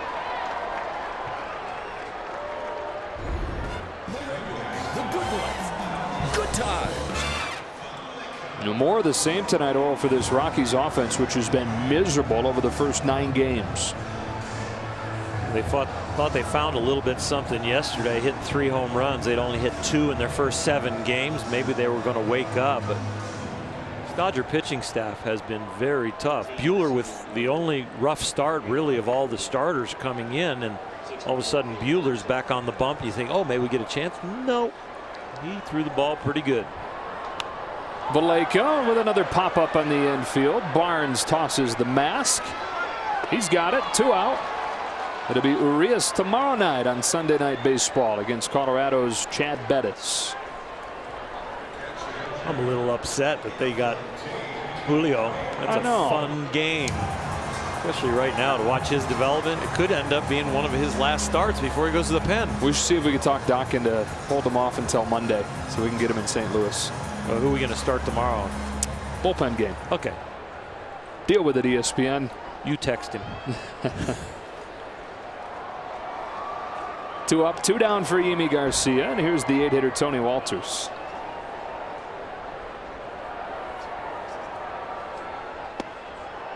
Slider for strike 1. Less than 3 runs per game. Especially bad after winning those first 2. They had scored 5 runs in their previous 5 games before yesterday. Now they're in 2 on Walters. And so if the Dodgers are able to put up a couple more zeros, this would be the 5th time in the last 6 games the Rockies have scored 0 or 1.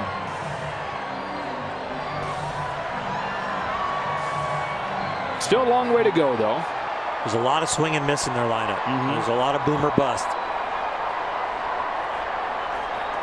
Having Daniel Murphy get injured is a big deal. They don't have a guy like that, really.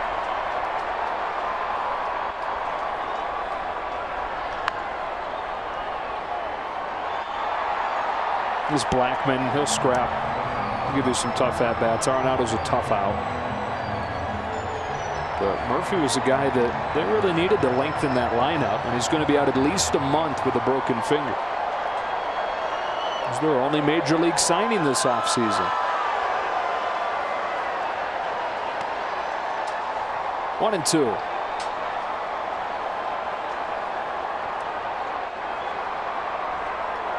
Josh Fuentes, just called up today with the injury to Ryan McMahon, is on deck. Josh Fuentes, by the way, is Nolan Arenado's cousin.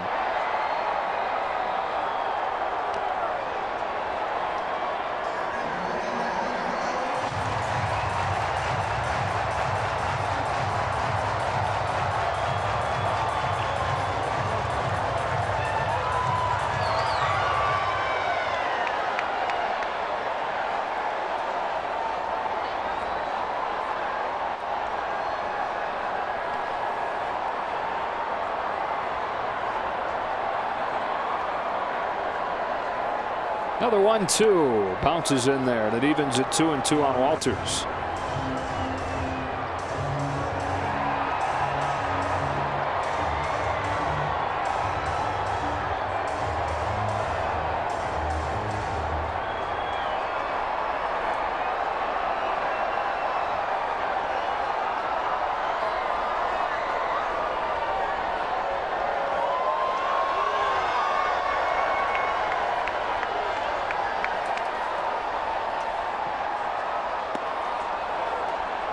Oof.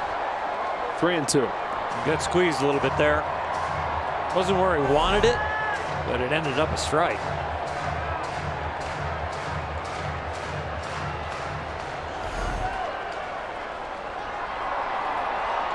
Trying to finish off a 1-2-3 inning.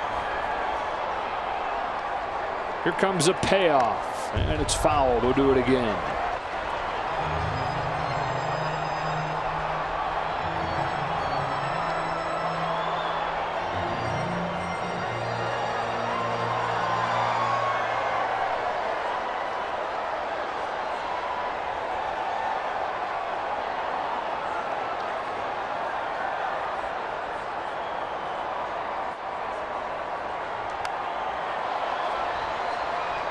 Well, Dahl hit a home run in the 4th inning. That made it 2-1. Getting the Rockies on the board. Since then, they've gone 1 for 10, and the lone hit belongs to Jon Gray.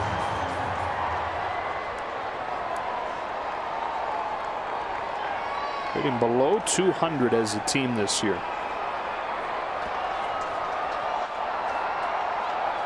On the 10th pitch of the AB, it's a ground ball to first. Bellinger's got it. He'll take it himself and finish the Rockies in the 7th.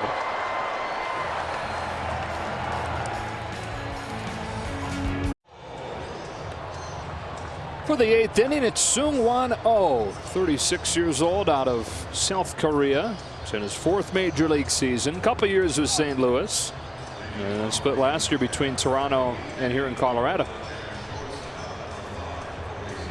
He will mix it up. He is not scared. Used to being a closer. Fastball, curveball, slider, change. He's got them all, and he's not afraid to use any pitch in any count. You can't be afraid and have the nickname Stone Buddha and Final Boss. The 2 nicknames he had playing in Korea before he came over to the majors. Some of my all-time favorite nicknames. Did you see the thing going around Twitter the other day? Your baseball nickname is the last thing you bought, followed by your 4th grade teacher's last name. Okay. Here's Corey Seager. For me, it was Oral Coffee Jaeger. Because you bought me a coffee. Uh-huh. If my nickname was today, what's the last thing you bought? Last thing you bought, and RX bars. RX bars Miller. Dribbler back to the mound. Branded nickname. How about just Protein Bar Miller? Protein Bar Miller. I like that even better. One away for Turner. Quietly having a great day today. He's reached all 3 times with a couple singles, and he was hit by a pitch. You knew it was only a matter of time before he got things going. You can say the same thing about the power numbers. You know, it's only a matter of time before he gets in the home run column. There's a couple of cameramen that would be Tequila Jones.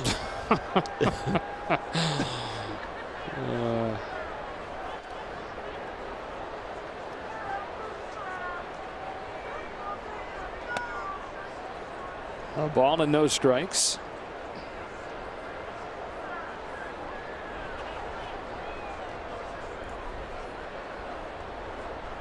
I don't know what Justin's 4th grade teacher's last name was, but last thing he bought was bacon and eggs this afternoon. That'd be that's good. A good start. Yeah. It's almost better that it's the last thing you bought that was food. Right. Yeah. Why don't we just go with Jones again? Bacon and eggs, Jones. Yeah.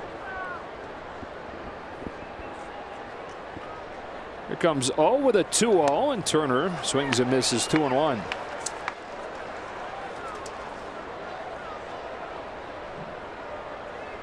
Yeah, it just wouldn't work with things. There's a lot of things like wetting solution, Jones. Like for contacts, just think about things you buy that would be the last thing you bought before you came to the bark. Look at that. Base hit the other way. 3rd of the day for Justin Turner. That's just awesome. Up comes Bellinger in the top tier play, brought to you by Arco. He's doing it again today. He's got a double down the line, and he's got a triple the other way. Justin Turner's last hit was really good, but what Cody Bellinger has done in these at-bats is right up there. His hit a lot harder.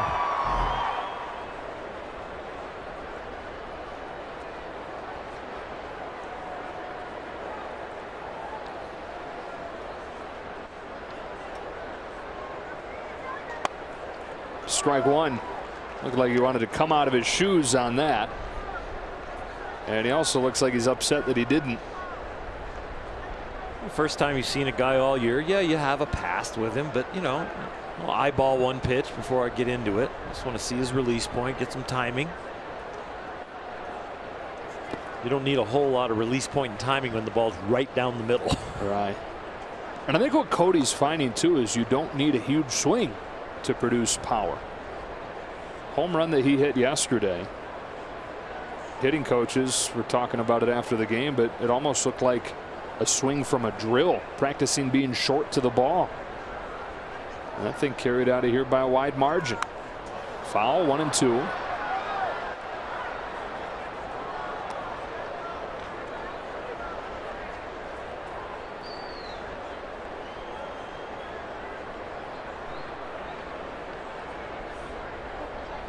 And when 360 will do, you don't need 400.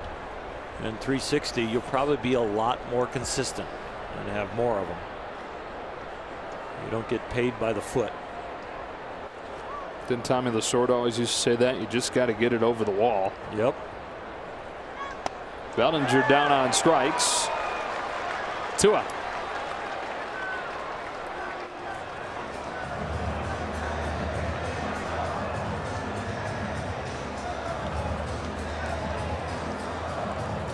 So now it's Pollock who's driven in a pair today. And between Turner, Bellinger, and Pollock in the heart of the Dodger order tonight, they're 6 for 9 with 3 runs batted in.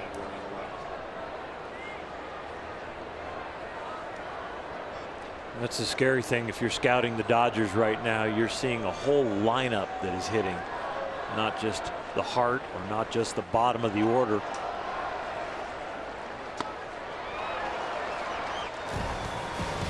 A.J. Pollock, part of the parade. High slider right there that he got on top of. Drove in Justin Turner. Bellinger moved up to third. A curveball there. Sac fly on the first pitch. Just getting the job done. Driving them in with runs. Driving them in with productive outs. Slow motion at 70 for strike 2.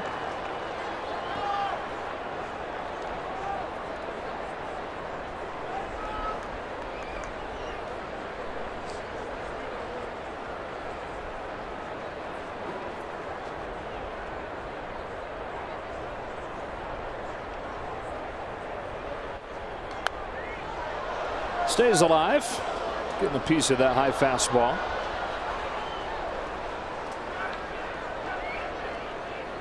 As impressive a player that he was, as we take a look at Caleb Ferguson, the bullpen, toeing the rubber, getting ready. As impressive as he was in a Diamondback uniform, just to start to watch him play big league games, he's an impressive player. Kind of player that you appreciate more as you watch him every day, right? Yep. Pops out here, ends the 8th. The Dodgers lead it 5-1 to the bottom half. Bottom of the 8th inning coming. But first, we check into the studio for a preview of Access Sportsnet Dodgers.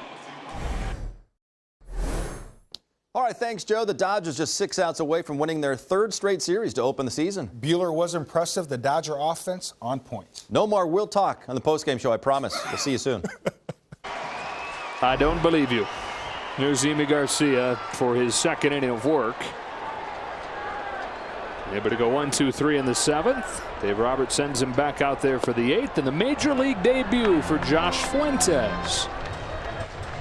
Nolan Arenado's cousin, and not like distant cousin. These two guys grew up together about 10 minutes apart.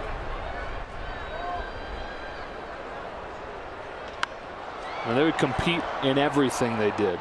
Ping pong to wiffle ball, and they still have big wiffle ball tournaments each offseason.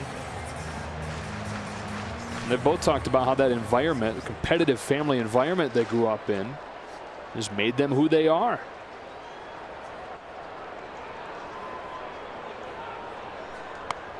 One ball and 2 strikes. He's like a mini-me. You look at the way he gets in the box. You see the way he wiggles the bat. You see the way he changes posture, which moves his eyes a little bit, but then settles in.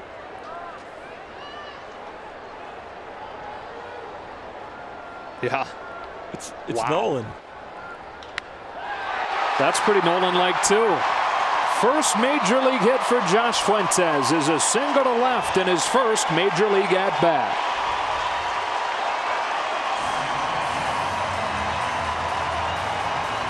Looks like a good low ball hitter that takes a low pitch and gets it in the air for a line drive.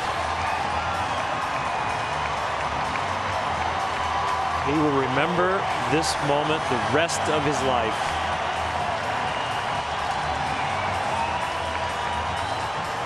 That's it for Garcia. Leadoff man on in the 8th.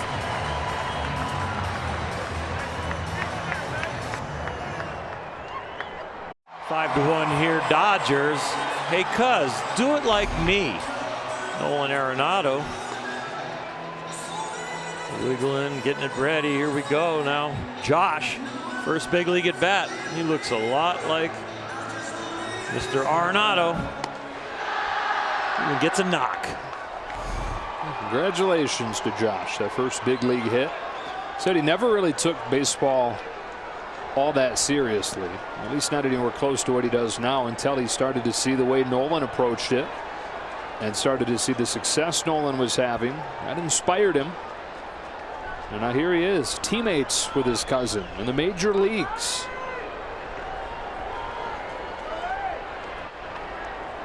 Caleb Ferguson is on for the top of the order with Charlie Blackmon. Rockies trying to battle from behind in this one. That's way high and ball 1. Caleb has been one of the consistent pieces coming out of the Dodger bullpen. All the hoopla about how bad they've been, but there have been some pieces that have been very good. Caleb definitely one of them.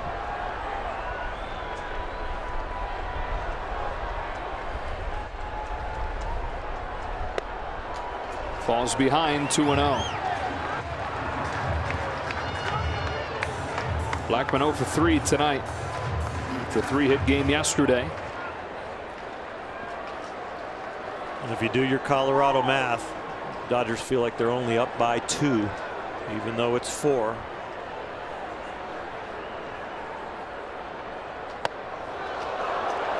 Well, he's been all over with the 3 misses.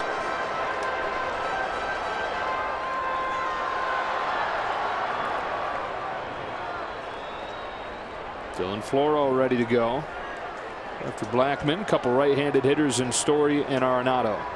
5-1 in the 8th. On a 3-0 pitch, Ferguson misses. That's a 4-pitch walk.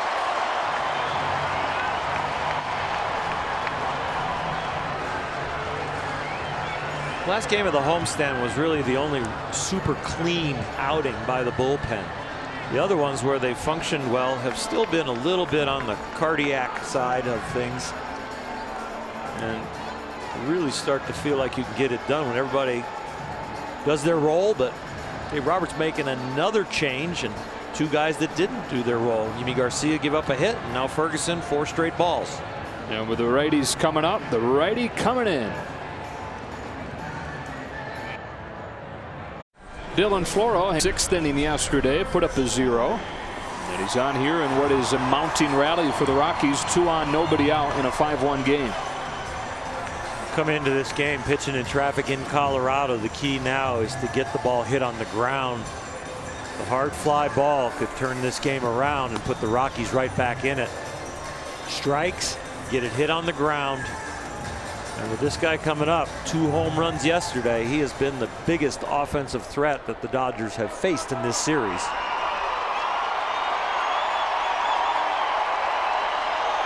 The spotlight again finding the bullpen.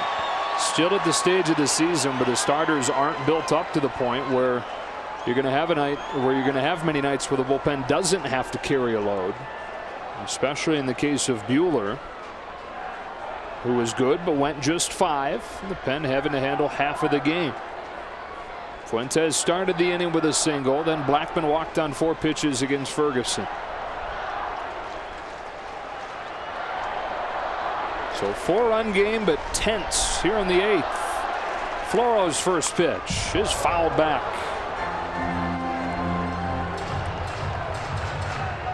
This situation for Floro is really a Joe Kelly situation, but with him getting hit on the hand and off to a slow start in the Dodger uniform, Floro has been the one that's one of the hot hands. So Dave Roberts, Kelly could actually be down depending on how that bruise on his hand is, or somebody that you'd like to avoid if you can. 0-1.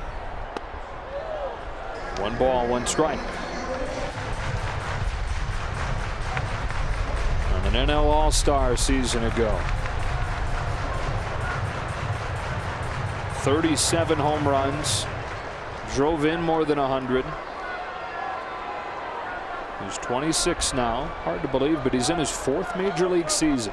It was like just yesterday he broke onto the scene with that huge opening season, opening week especially. Here on 1-1, he hits one in the air to center, but playable for A.J. Pollock. 1 gone in the 8th.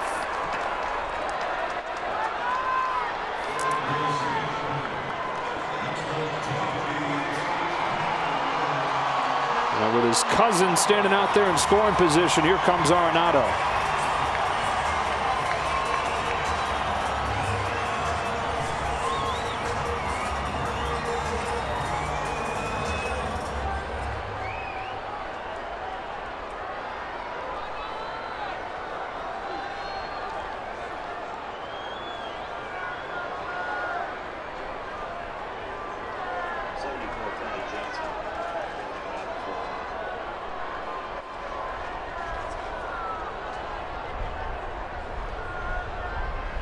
Floro delivers and gets strike 1 with a slider. Now Dylan talks about last year, such a good final couple months with the Dodgers, how confidence was at the root of that. Previous to that in his career, he was back and forth between the majors and the minors, constantly looking over his shoulder to see if the manager was coming out to get him, seeing if the manager was going to call him into the office. That's fouled, and it's 0-2. Finally last year he felt like he had made it and he was sticking, and the confidence that came with that was huge for him. And on the topic of confidence, what better way to build some than trying to get out of this jam against the heart of the lineup.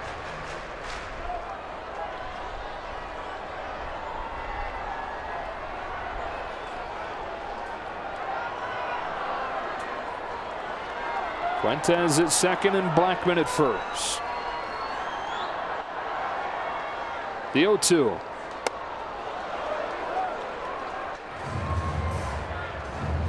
Saw Buehler get Arenado with that same pitch earlier tonight. Wouldn't go this time, and it's 1-2.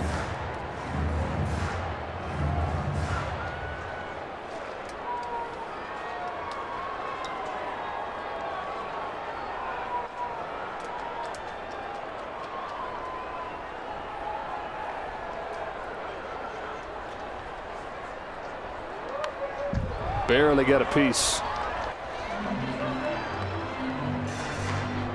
Kenley Jansen. It started to warm yesterday as things got too close for comfort, but didn't appear. So perhaps he's getting ready for his first appearance in his return to where the heart issues popped up again last August.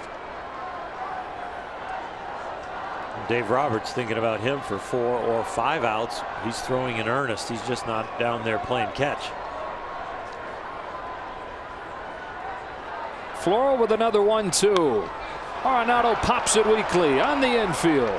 Infield fly rule in effect. Corey Seager's got it. 2 out. Back-to-back hitters for Floro, where his fastball set up the contact pitch, which was the breaking ball to get the pitch off the barrel of the bat. Great fastball there, then uses the inner half of the plate. Another up fastball, then the slider down there, and then another one that just gets him out in front. But the ability to locate the fastball, get him conscious for the heater, and then pull the string with the breaking balls, gotten the last 2 outs.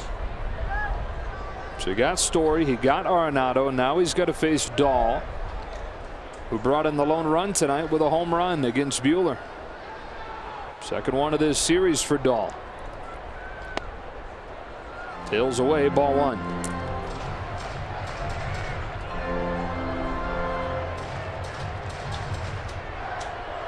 Well, the Rockies haven't had problems putting runners on in this series. It's just once they have, they're 4 for 24.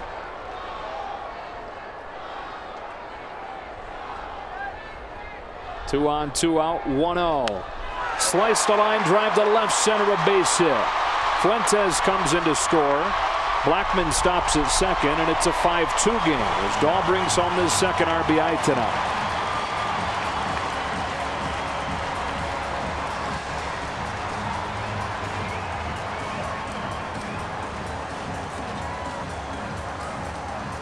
Dave Roberts looks like he's making a double switch. And you know that means Kenley Jansen is going to come out to try and get a 4-out save here. In a 5-2 game, Jansen makes his return to the mound at Coors Field after this. Well, it was August 9th in Denver last year. Kenley Jansen had just finished up his breakfast when he felt that scary but familiar feeling. His heart started racing, beating erratically. Waited a few minutes to see if it would pass. It didn't, so he called the training staff and soon was in an ambulance, headed to the hospital, where he got his heart shocked back into rhythm. He'd missed 2 weeks. Wasn't the same over the final couple of months following that, and of course had to undergo the heart ablation procedure in November. A 5.5-hour fix that has him ready to go for another time here in Denver. He's had a couple of days off, and behind him now Kike Hernandez now at second base. Max Muncy moves over to first. Cody Bellinger, his new home in right field. They bring Jansen on for Desmond, who's representing the tying run after the RBI hit from Dahl.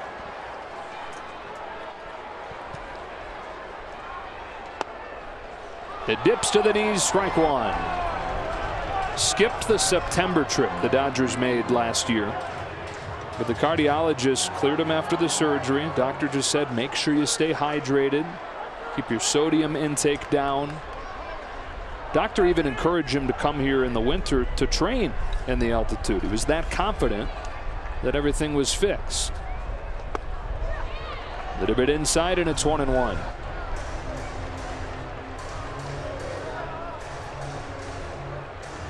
So going through everything he went through last year made him more mentally tough than he's ever been. But he also admitted how much the heart scare bothered him mentally after he came back.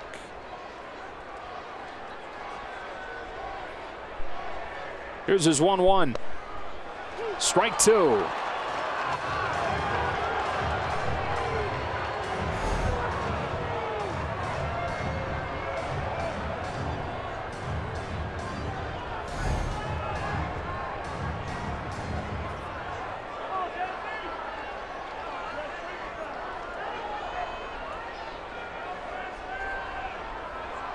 Two on, two out in a 5-2 game in the 8th. Jansen to Desmond with a 1-2. Seen a little different effort from Kenley tonight. We've seen 93, we've seen 92. I know he's still working through some mechanical things to kind of find better leverage to get up to like 94.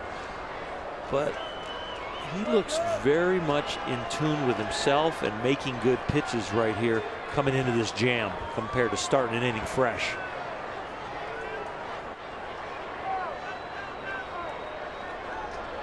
Desmond got time.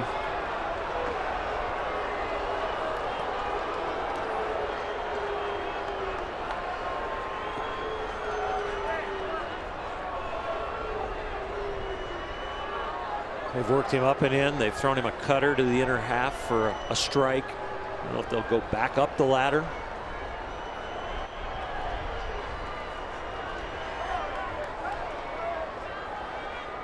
One, two. Laid off, 2-2.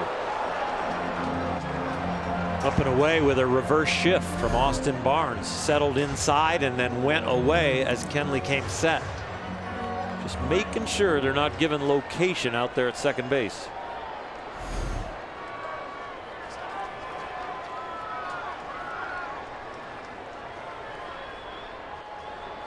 So now a 2-2 pitch. He struck him out. Cutter at 92 to get Desmond. He's got one of the 4 outs he's looking for, and the Dodgers have a 5-2 lead to the 9th.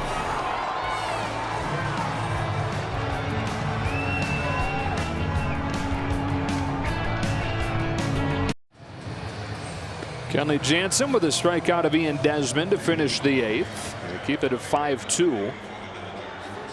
Looking ahead to the 9th inning, he'll have Reynolds, Valleca, and Walters coming up. Harrison Musgrave on to pitch for the Rockies. The Rockies looking for some last-ditch efforts in the 9th. They're going to have to continue to put some zeros up right here. I think the Dodger offense, though, is not done.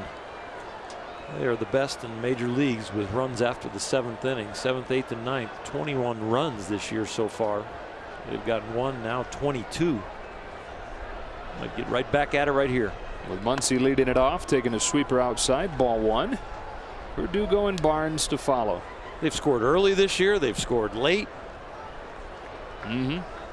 Just score. Yeah. Better than 8 runs per game. 1-1. Padres, by the way, beat the Cardinals again today. 3 home runs in the 7th and the 8th. 1 from Hosmer, 1 from Hedges, 1 from Machado to come from behind. Muncy with an opposite field base hit.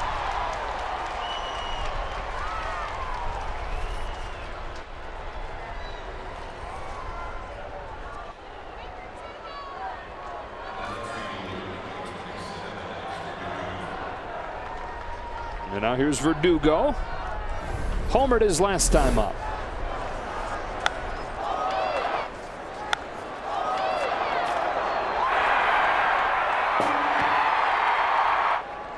Pulling the baseball, the last part of his development, and he's starting to show he can do it. Take strike 1 from Musgrave.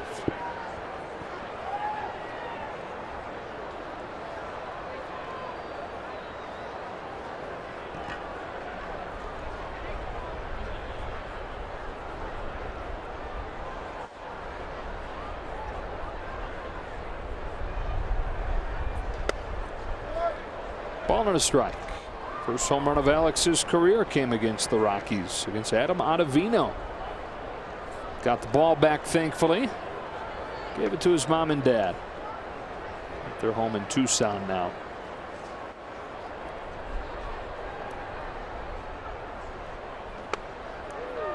Lays off that breaking ball and moves ahead 2-1.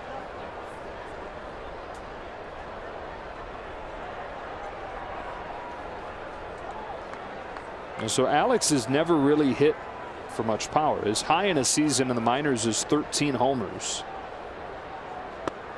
You expect that's going to climb? You think he'll? I do.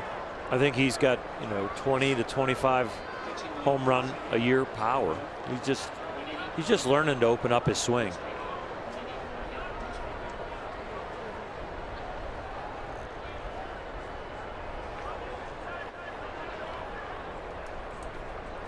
On 3-1. It's a high fly ball to center field. Way back again. Over Desmond's head and up against the wall. Muncy hits third and heads home. Verdugo sprinting for third. He's got himself an RBI triple.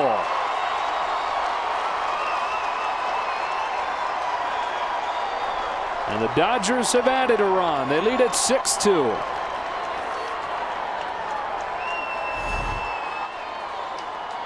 It's a rarity to see young hitters that can only go the opposite way, but then as they develop, people start teaching them how to pull and hit for power. And Alex Verdugo took that to heart last year with Turner Ward, and now Batman and Batman are continuing the progress of this young man as a great hitter of the future.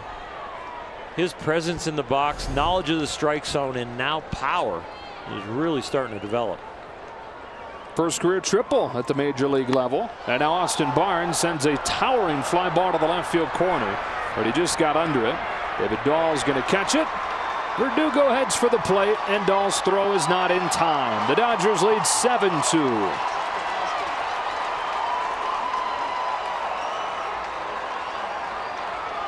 Man on third, less than 2 outs. The Dodgers are getting aggressive and getting the job done early. They're not waiting around.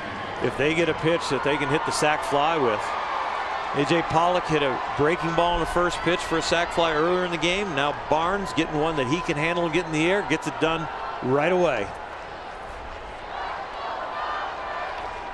And Kike Hernandez, who came on in a double switch. First at bat of the day for him. First one from Musgrave to the back door for a strike.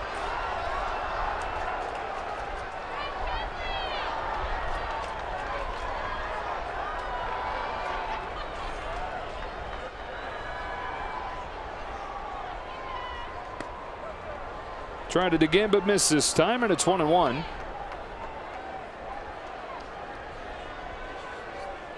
Scott Oberg.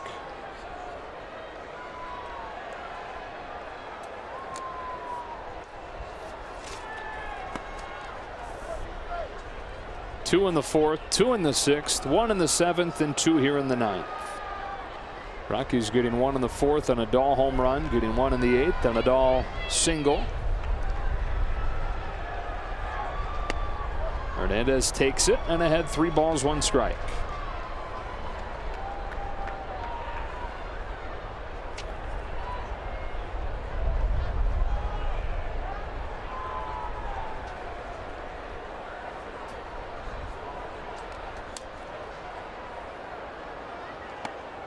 Takes the walk.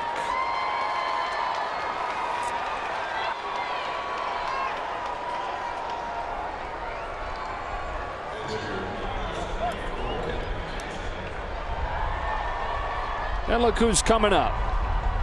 Kenley Jansen. Ex-catcher. Uh-huh. Used to be in the batter's box. Does the helmet fit him? Not well. Not well at all. I think he's been instructed to just go up there and stand there. Yep. I think he should actually get a little farther from the plate myself. Oh, maybe not get too much further. Kenley is 3 for 7 as a major league hitter. Well, he's going to be upset if Dave Roberts took the bat out of his hands then. Right. They take the bat out of a 400 hitter's hands. 1 ball and 2 strikes on Kenley. You're looking over like, I could have hit that one. Definitely would have homered if you'd let me swing, Dave. I have an at-bat red light. Yeah, he's not allowed to swing. I'm just going to wiggle the bat. Little Gary Sheffield like there. The bat doesn't even look big enough for him. It's actually not a real bat. It's a plastic one. It looks like the kid, the 12-year-old that is huge in Little League, and they only have the 23-inch bat. Yeah. And he's using the biggest helmet, but it still doesn't quite fit. He's worked the count full. Now, if he turns around and starts wiggling the bat like he's going to fake bunt to try and get the walk, he won't do it, but that would be hilarious. Oh, he's looking hitterish. He is, scaring him right out of the zone. And taking strike 3. But he made him throw 6 pitches. Made, allowed. I don't know if he made him. Yeah, go back to what he's here to do.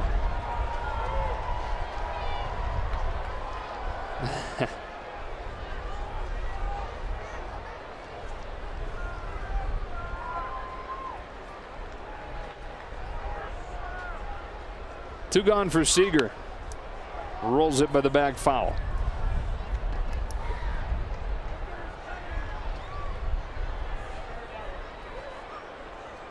Corey's 1 for 4. Again tomorrow night is exclusively on ESPN. It's 5:35 start time Los Angeles time. Julio Urias against Chad Bettis. Well, the road trip continues on to St. Louis. Tied him up in strike 2.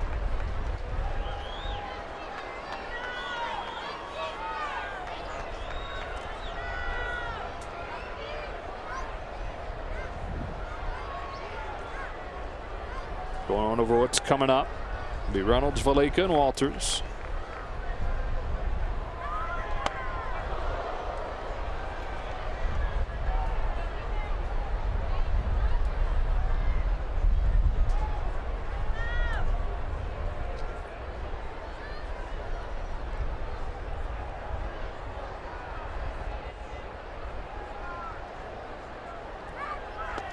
Seager chases, but it gets by, and the inning will continue.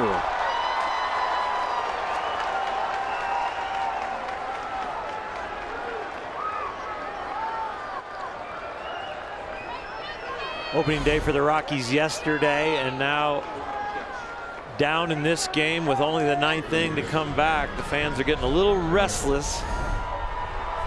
You always want to play well in your opening homestand to kind of get people excited about the season. The Rocky fans are waiting for that outcome. Turner's got a chance at a 4-hit night.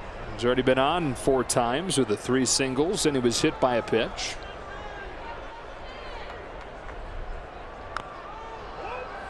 Five for 8 this weekend.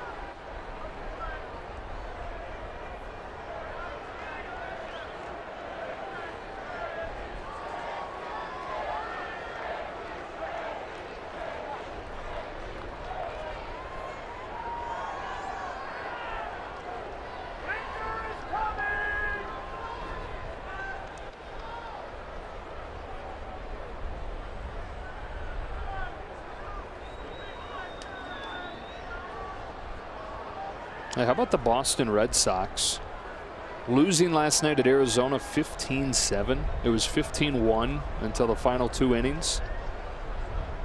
They're 2-7 and tied at 4 right now in the 9th inning. If they lose tonight, it'd match the worst start in franchise history, 2-8.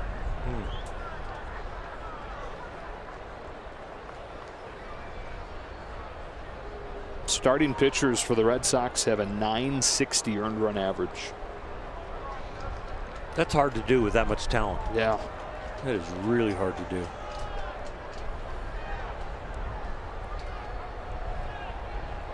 Sports Illustrated cover jinx might be legit. Were they on it? No, but maybe just that, and that you see that a lot, and then maybe the World Series hangover would be a jinx. But there is something to it. Players will admit it later. They never admit it in the midst of the difficulty, but the time after or when you come out of it. Yeah, I got to tell you, it was mental grind. It was tough to get it going. They don't want to admit it in the midst of the difficulties. Sounds like an excuse. Well, the Dodgers have talked about it now after the fact, but that last year there was a hangover from the year before, as much as they didn't want to admit it. And why the difference this year? They just feel like from the experience of having had to come back from it once, they know how to handle it better now. There was still so much talk about losing in the World Series as last year began, but they've kind of moved beyond. Obviously never going to forget losing in the World Series. It just didn't linger as a discussion, as a topic, as a theme within the clubhouse into the following season like it did last year. One of Dave Roberts' opening lines in his first spring training meeting with the full squad is, "I'm not going to talk a lot about last year. We're moving on." Instead of addressing it, this is who we're going to be in the future. But he also said he wasn't going to talk about the World Series because you can't win the World Series in March. You can only win the game that you have that day. And he thought that being the expectation going into last year probably played a role in the struggles too. They put too much pressure on themselves trying to duplicate the pennant the year before. And it was so magical. 17. Yes, yeah. 17 was ridiculous. Another 2-2 to Turner is taking a foot off of the plate, but called strike 3. And that ends the inning. To the bottom of the 9th we go. Kenley Jansen hustling back out there, looking for a 4-out save. To the bottom of the 9th, Dodgers getting some insurance for Kenley Jansen as he tries to go 4 outs for the save. It impressed me when you told the story about Kenley's doctor wanting to come here to work out to prove that his heart was good, and he didn't do that. But Dodgers going to work him out right here in his first appearance. 4-out save. And an at bat. Yeah, he's very confident that he's feeling good.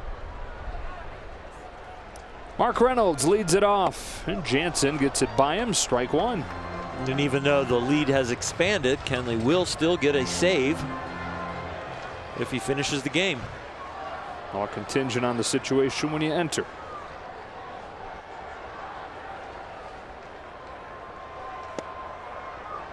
A little bit inside there, 1 ball and 1 strike. Kenley says, I got to get back to where the hitters hate it when my name gets called. like they did from 2015 through 17 especially. One of the great 3-year stretches by any reliever ever.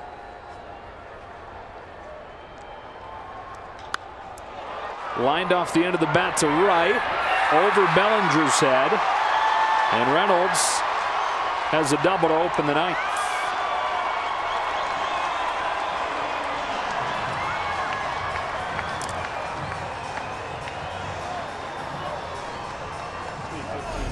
Didn't get a lot of it, but got enough of it. It's got backspin, and Alex Verdugo has played a very good right field. Cody Bellinger on this one, he gets fooled a little bit.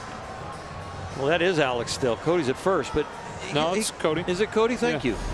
The thing is, on that ball, you saw him as he was turning. He was almost kind of timing it, but he really needed to get on his horse, and that's how Colorado can fool you.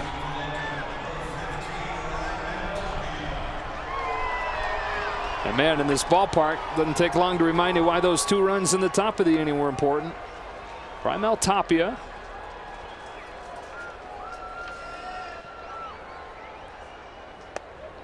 Takes off on him, and it's ball 1.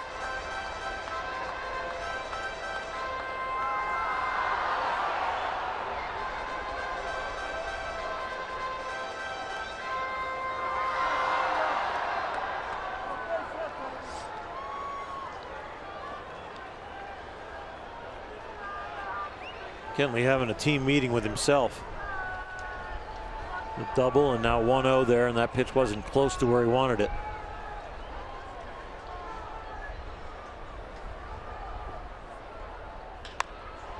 Bouncing ball to first. Muncy feeding Jansen, who gets there in time for the first out. Nice adjustment, hit your spot, get it out. And in a 7-2 game, here comes Tony Walters.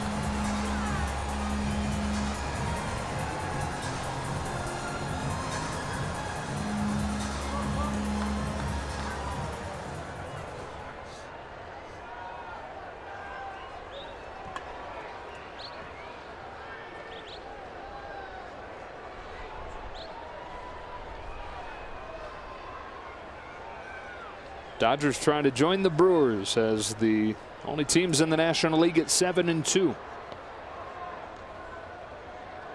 If they can hang on, it'd be their 4th in a row, and they'd open the year with 3 consecutive series wins for the first time in 7 years. 1 ball, no strikes. And you say, well, it's great, but who have they played so far? And yes, the teams they've played are not world beaters, but the thing they have going for them is this is who they're going to play. All 3 teams they've seen so far, teams in the division that they'll play 19 times apiece this year. So then it becomes a matter of taking care of business if in fact these teams prove to be down. No surprise with Arizona and San Francisco. It would be surprising if the Rockies didn't find it. Well, they're in danger of falling to 3-6. Here comes a 1-1. Ball 2. Good test coming up though with this run against the Central. Cardinals are going to be a good team. Start that series on Monday. And then they'll go home for the Brewers. Play the Brewers 7 times in a 10-game stretch.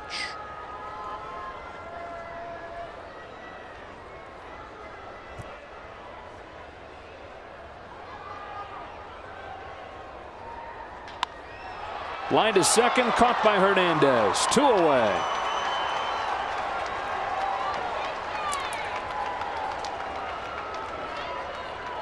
Infield was back because they just want outs. If the infield was in to try and save Kenley's ERA, that ball probably gets through, but they're back and it works out for him. I got a chance to get out of this inning, get a save, and move on to the next night with no blemishes on his record. Garrett Hampson ready to pinch hit. You know these teams won't play again after tomorrow, Orel, until the end of June.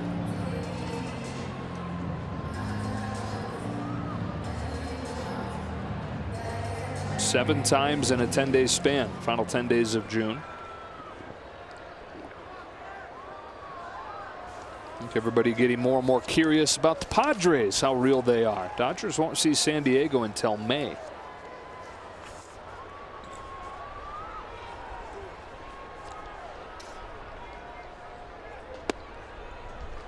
Well placed and strike one.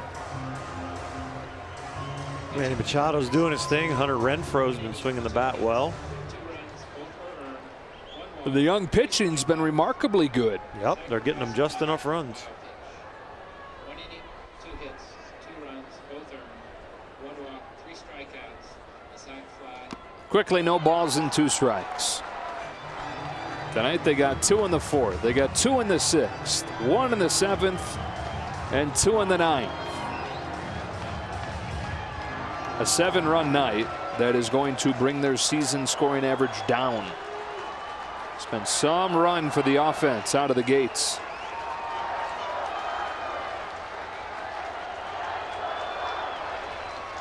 They're set for the 0-2. Here it comes. 1 ball, 2 strikes.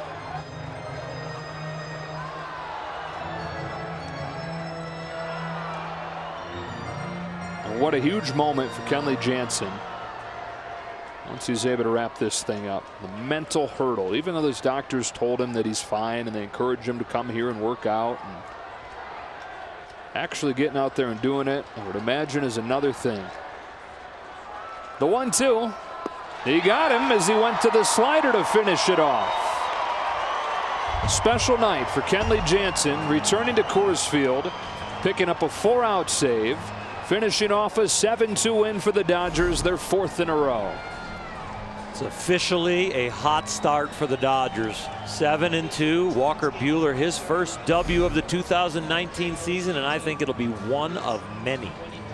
Player of the game brought to you by Lexus. There's several guys to choose from. We're going to go with Alex Verdugo. Hit a home run and hit his first career major league triple.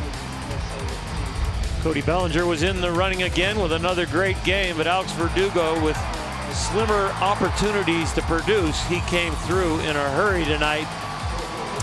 Just shows the depth and greatness of this team right now. They'll try to go for the sweep tomorrow behind Julio Urias against Chad Bettis. Again, one more reminder, that'll be ESPN exclusively tomorrow night.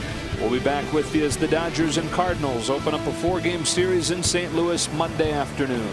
For Orel, Lana, and the rest of our crew, Joe Davis saying so long from Denver. Stay tuned. Access Sportsnet Dodgers begins now.